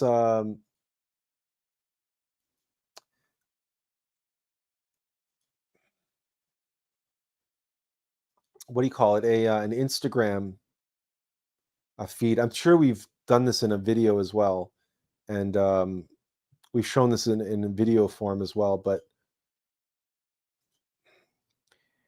we'll just okay.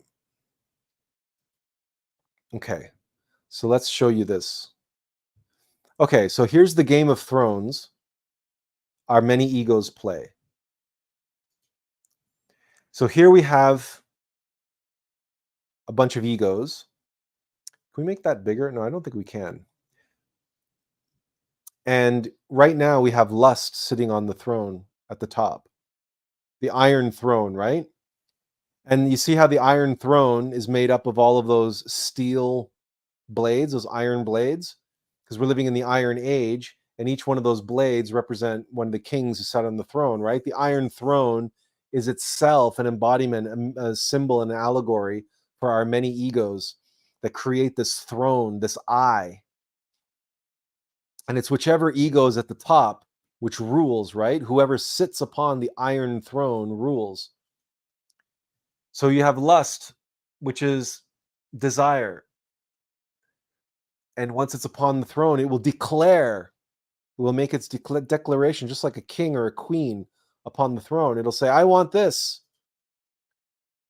or I don't want that. And that's the desire, right? Craving and aversion. And here you see that it's lust, I want this, but aversion is lust and fear, what we don't want.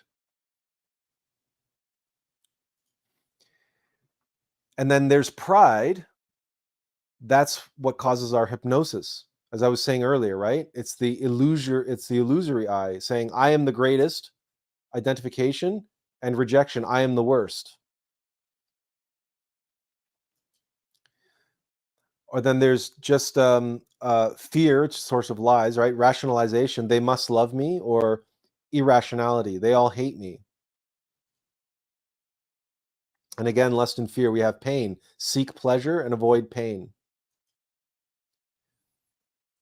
Fear fear, we can be paralyzed by fear that enslaves our these eyes enslave our consciousness, and fear becomes rage to devour our vital energy.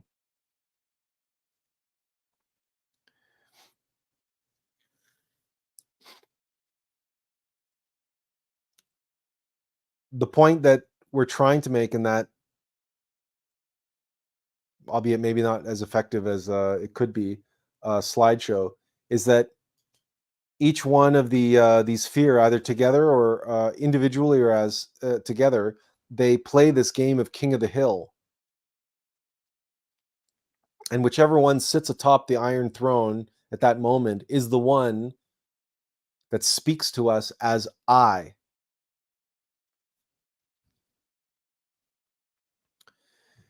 And that constant what's her name, Daenerys Stormborn in Game of Thrones, the one they call Khaleesi. She says that they're all just spokes on a wheel, and the wheel goes round and round and round, crushing everybody beneath it. Well, what she's describing there is what we show in one of our other videos related to this. We actually show that how this Game of Thrones is more of a wheel in accordance with that, and it's this video here, the human condition. Whoops, we should probably view it on. Where we were.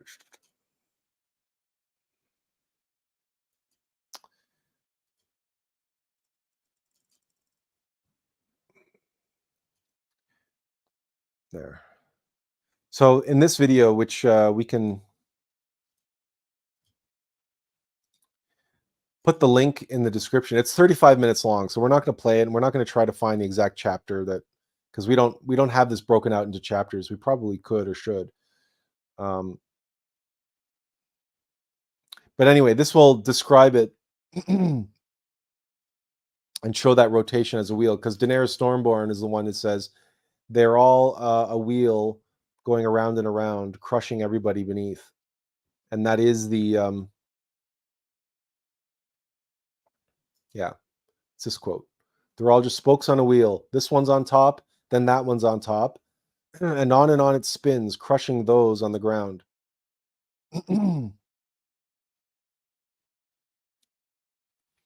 So it's at the 10-minute mark.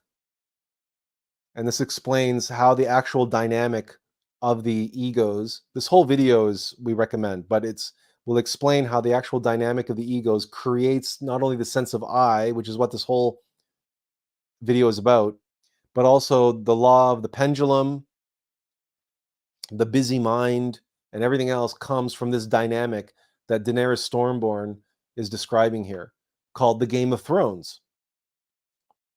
That whole show was an allegory for this. Okay. Oh, by the way, there's the link for the video. The video is called "The Human Condition Solved."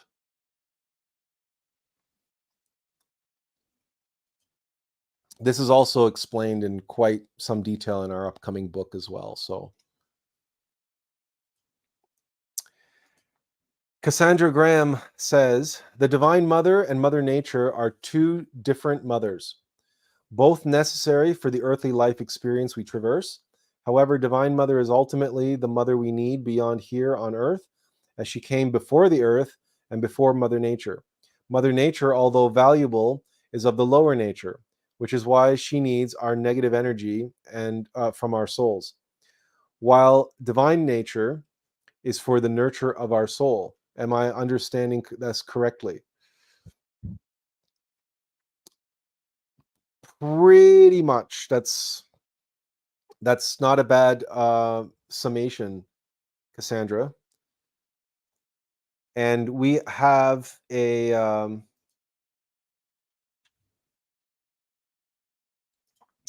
As you can imagine, this is also covered in our book, but we have we can show you this as well, right?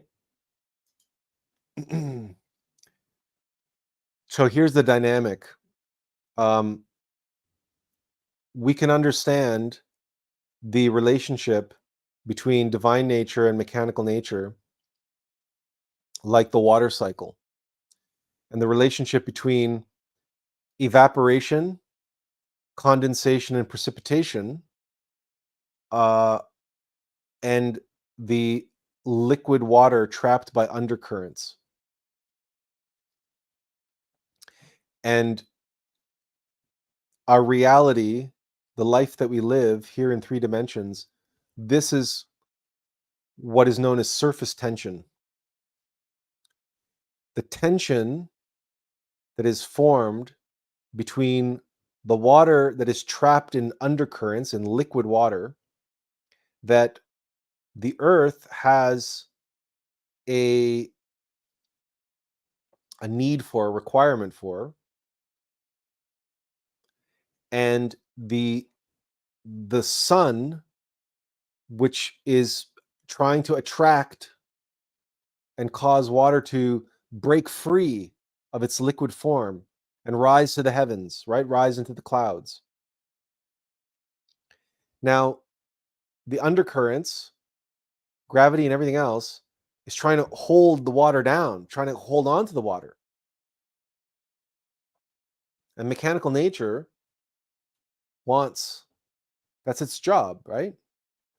But divine nature, its job is to cause souls to be liberated from their mechanical material state, from their, from their physical, the undercurrents of liquid water. Be free, be more subtle, and rise into the heavens where you can be one with the clouds. And then every now and then you can experience condensation and fall as precipitation, and you join into the undercurrents again. But it's this tension, this surface tension between these two cycles that best visualizes or encapsulates what's going on here in a sort of very, and the fact that evaporation is precipitated by solar light, the Christic force, and that undercurrents cause us to go down deeper into the depths and then rise up again, where we have a chance to break free from the wheel of suffering, the wheel of samsara.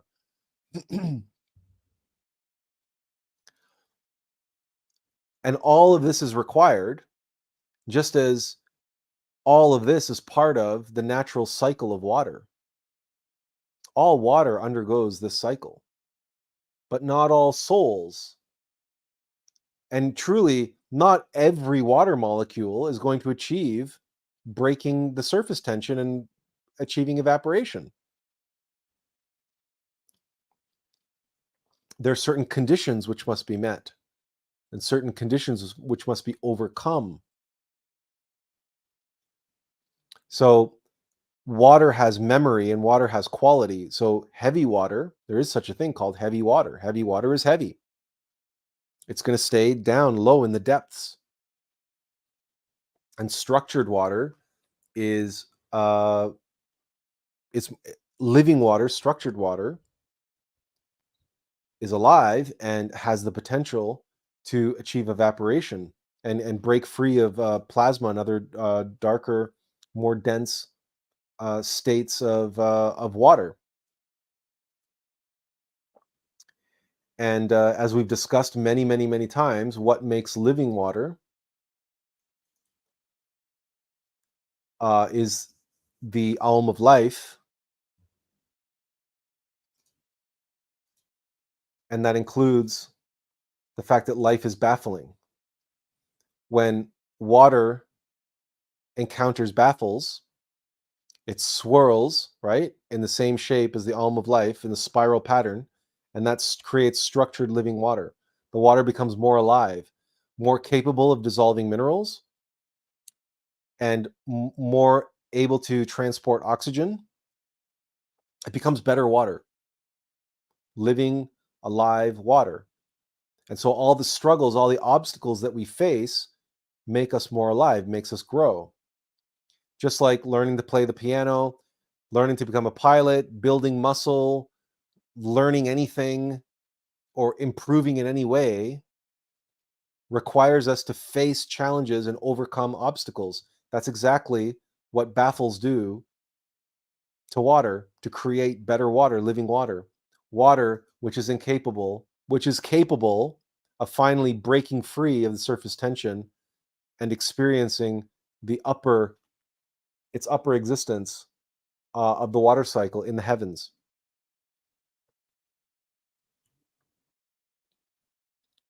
So the law of correspondence, as above, so below, as within, so without. The alm of life is present in all phenomena. The alm of life explains and dictates really all phenomena. It's how all phenomena come into and out of being, including living water and in the water cycle, and including the creation of solar bodies and souls and the creation of the human soul, right? The solar bodies that allow us to break free of physical reality and ascend into these supernal worlds. To truly ascend, not the 5D ascension that the New Agers talk about, which is not ascension at all. It's not even awakening.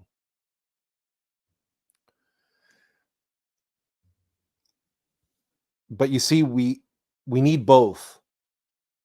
And we need both because mechanical nature is what precisely provides us with the baffles. Because another way that you can look at this, right, is Bruce Lee said, "Be water, my friend." Think of this not as water, think of this as your soul, as your monad, as your spirit flowing through life. And these baffles are hard material obstacles, right? That's mechanical nature. This is the interaction between spirit and matter, divine nature and mechanical nature. That's why life is baffling. It's just that we're using water here as a useful analogy and a useful allegory because it works. So this water has to condense, it has to precipitate, it has to fall into the earth, and it has to get caught up in the undercurrents of the infernal worlds in order to face and overcome the obstacles provided to it by mechanical nature, which are egos, in order for the monad to grow, to gain experience, to gain knowledge, to know itself. So then when it finally breaks free again and returns back to the heavens, it has more knowledge of itself. It has more knowledge of truth, of life, of love, and it's what it's capable of and what it's incapable of, and what all of life is capable of, and what all of spirit is capable of and incapable of in its different forms, including in when it is engulfed and encapsulated and imprisoned within the infernal worlds and within mechanical nature. In other words, it can know itself in its entirety, in its divine aspects and its mechanical aspects. Because remember, both mechanical nature and divine nature were born of the same source. We understand these two things as the Tao, the masculine, feminine, the positive, negative, the supernal and the corporeal, or supernal and infernal, the subtle and corporeal, I suppose. So the goal is to ultimately move beyond all of this, beyond the Tao. But to get to that level, we can only ascend to that level by going through it. And that's what the Alm of Life is, right? Which we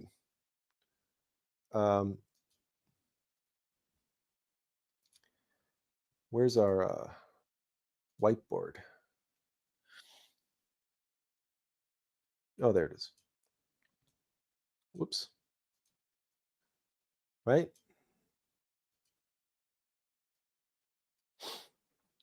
We have to go down into hell before we can ascend. So really what we're showing here is just that. But in the context of, right? You have to go down, you have to go down before you can come back up. Well, here's water going down and then getting caught in the undercurrents and then coming back up. But then it precipitates again, it comes back down.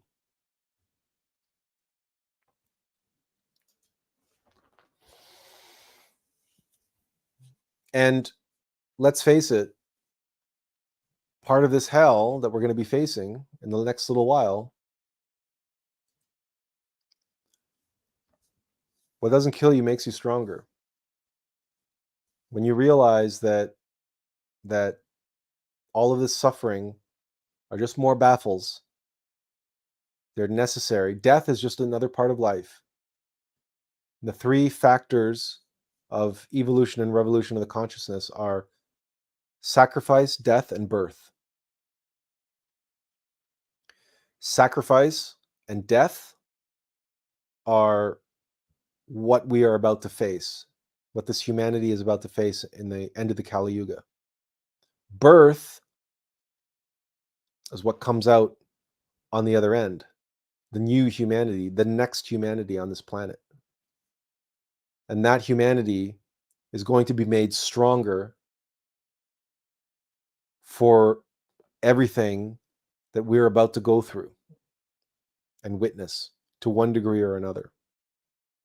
And our ability to be able to do that with and maintain our equanimity,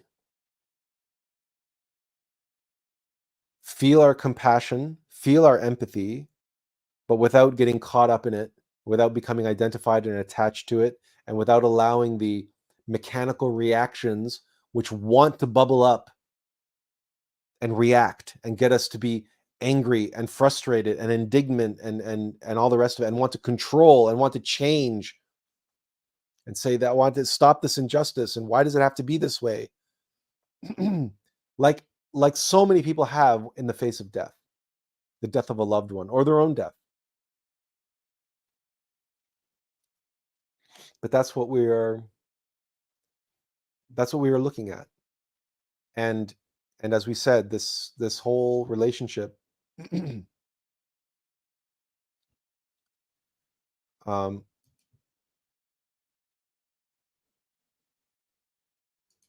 this dynamic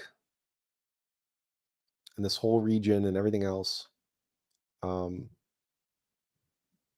that's what it's all designed to do. And if you go on YouTube, you go on the internet, you can see that it's already working. It's already, whipping people up into a frenzy of anger, of frustration, of blaming one another, of scapegoating, of suspicion, and of accusation. Playing the big blame game. There's a lot of projection going on, and it's going to continue.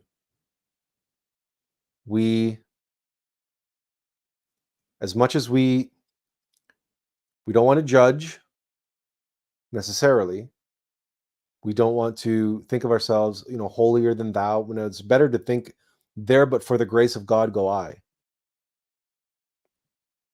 Be thankful that we are not caught up in that hatred, in that anger, in that conflict, in those politics. Be on the side of perfect love in action. Cultivate that within yourself and express it to everybody on all sides. Be a true human being in the face of everything that's happening. And when you are confronted by people and asking, what side are you on? Say that you are on the side of ahimsa. I'm on the side of perfect love in action.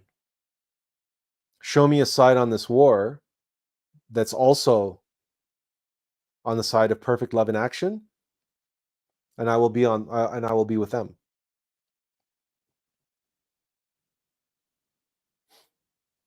They won't have a response to that. And they won't be able to say, oh, you're just, you're just, that's a cop out, or that's this or that's that, or what have you, or they will not have a comeback for that, and they won't have a way to persecute you for it either. Or cancel you for it or anything else, because if somebody says that you're wrong because you're on the side of love, well, they just told you more about themselves than they did about you. All right then, everyone.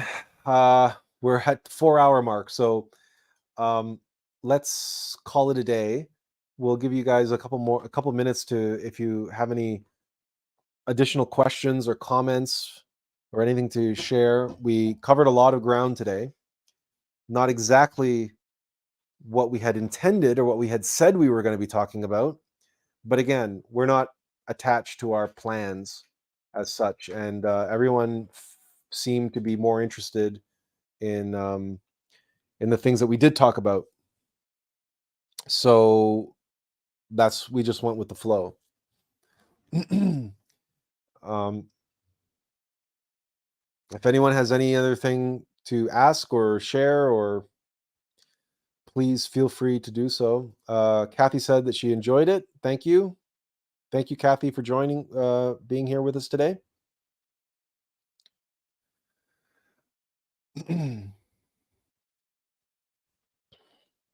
Wonder what's today's the 15th.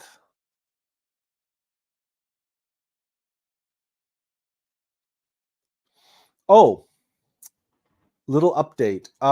We had a bit of a snafu with our publisher, and there was a misunderstanding. The book has been delayed a little bit as a result, but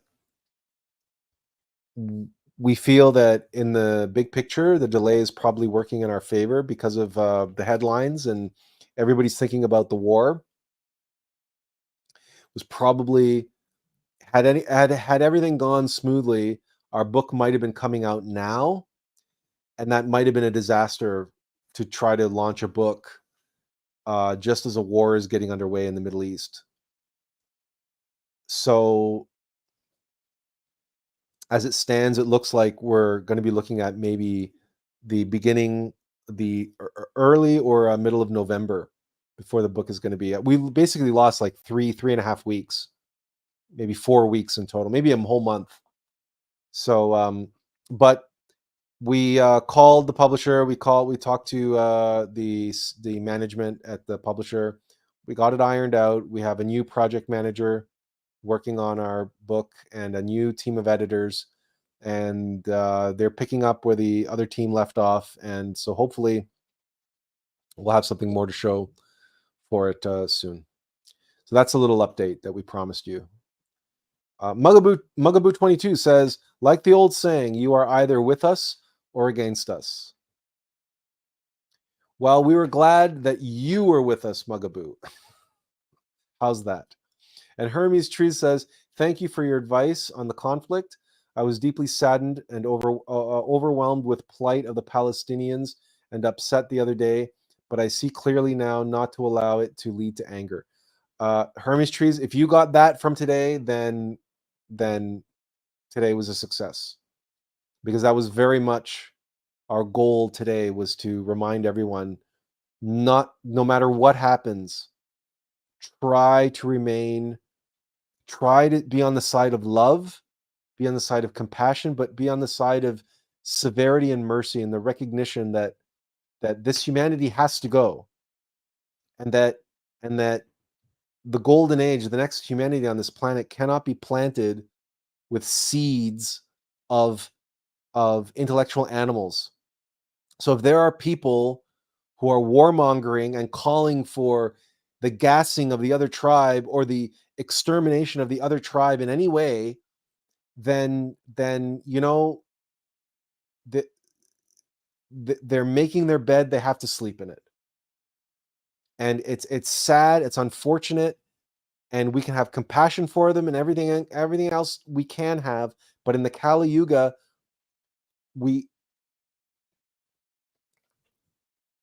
it is what it is. If people who have, people who, smoke and eat junk food all the time and drive recklessly and drink and drive and, take drugs and drive or whatever, these people are putting themselves at risk.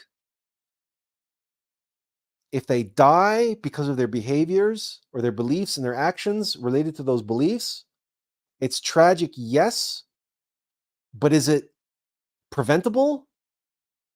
And should we try to intervene to stop it, or should we want it to be any different? The universe is based on cause and effect. If the causes are there, then the effect is going to be there, and we simply must learn to accept and allow that which has to be to be. It is what it is. It is what it is. Remember the holy name of God. I am that I am. When you say it is what it is, you are recognizing that that's God playing out a scenario, experiencing I am that I am, and I'm this shit show too. This Middle East nonsense, the shit show, all that nonsense and conspiracy and everything else, and all the egos and the Black Lodge and everything, this Kali Yuga, this death, I am that too. I am that I am. And all that shit show, I am that too. When you meditate deep enough and long enough, and if you can get to a place beyond the Tao, you will comprehend all of this and why. And then you will have no more anger or fear or anything else, emotion arising in you when you see the great I am that I am just playing out so many different stories, so many different scenarios, knowing itself, warts and all. Stuart Wilson says, thanks all. And Benjamin says, thank you for sharing your insights, sir. Amidst the drama taking place in the world today, we will not participate and take sides, but continue meditating and stand with ahimsa. Azazel says, thanks. And Hermes Tree says, you're right. There is no point to even debate one side or the other. Most are too emotional, one side or the other, and won't be reasonable for a few months, like what happened with Ukraine. Yeah, precisely. Cassandra says, thank you so much for all that was shared today. It is mana for the development to living in ahimsa. You're welcome, Cassandra. Thank you for joining us today. Thank you all for joining us today. Thank you for your patience. Thank you for sticking it out. 4 hours is a stretch. It's a stretch for the best of us. Let's be honest, right? And also thank you for your continued patience in the publication of this book. We've shared with you. We won't get into the details, but again, miscommunication. We've gotten past that. Hopefully, the next communication I get from them will be more edited copy for us to go through and approve.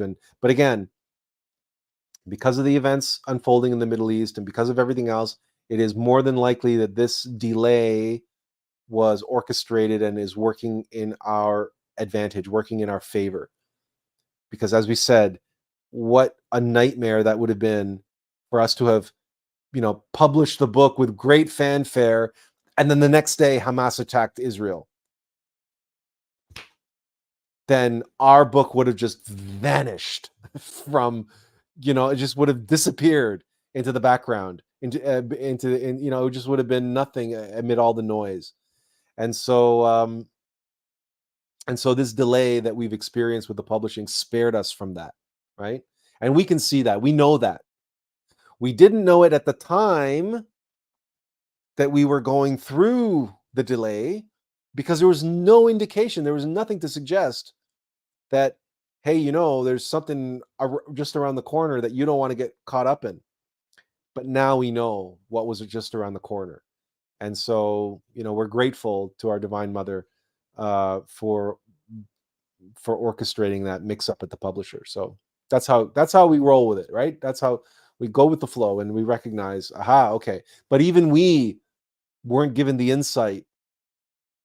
I mean, maybe we had the intuition now and then. If we're honest, we might have gotten it, but it was like, yeah, but what could it be? And what was it? And so it's like we didn't see this. We didn't see this this Israeli this the Palestinian Israeli conflict appearing. But maybe it's because we've lived for 50 years knowing that that the end times were going to happen at some point, and we had seen lots of different signs along the way, and we lived in a lot of anticipation for a great chunk of our life, especially during the phase of our life when we were reading nothing but prophecy.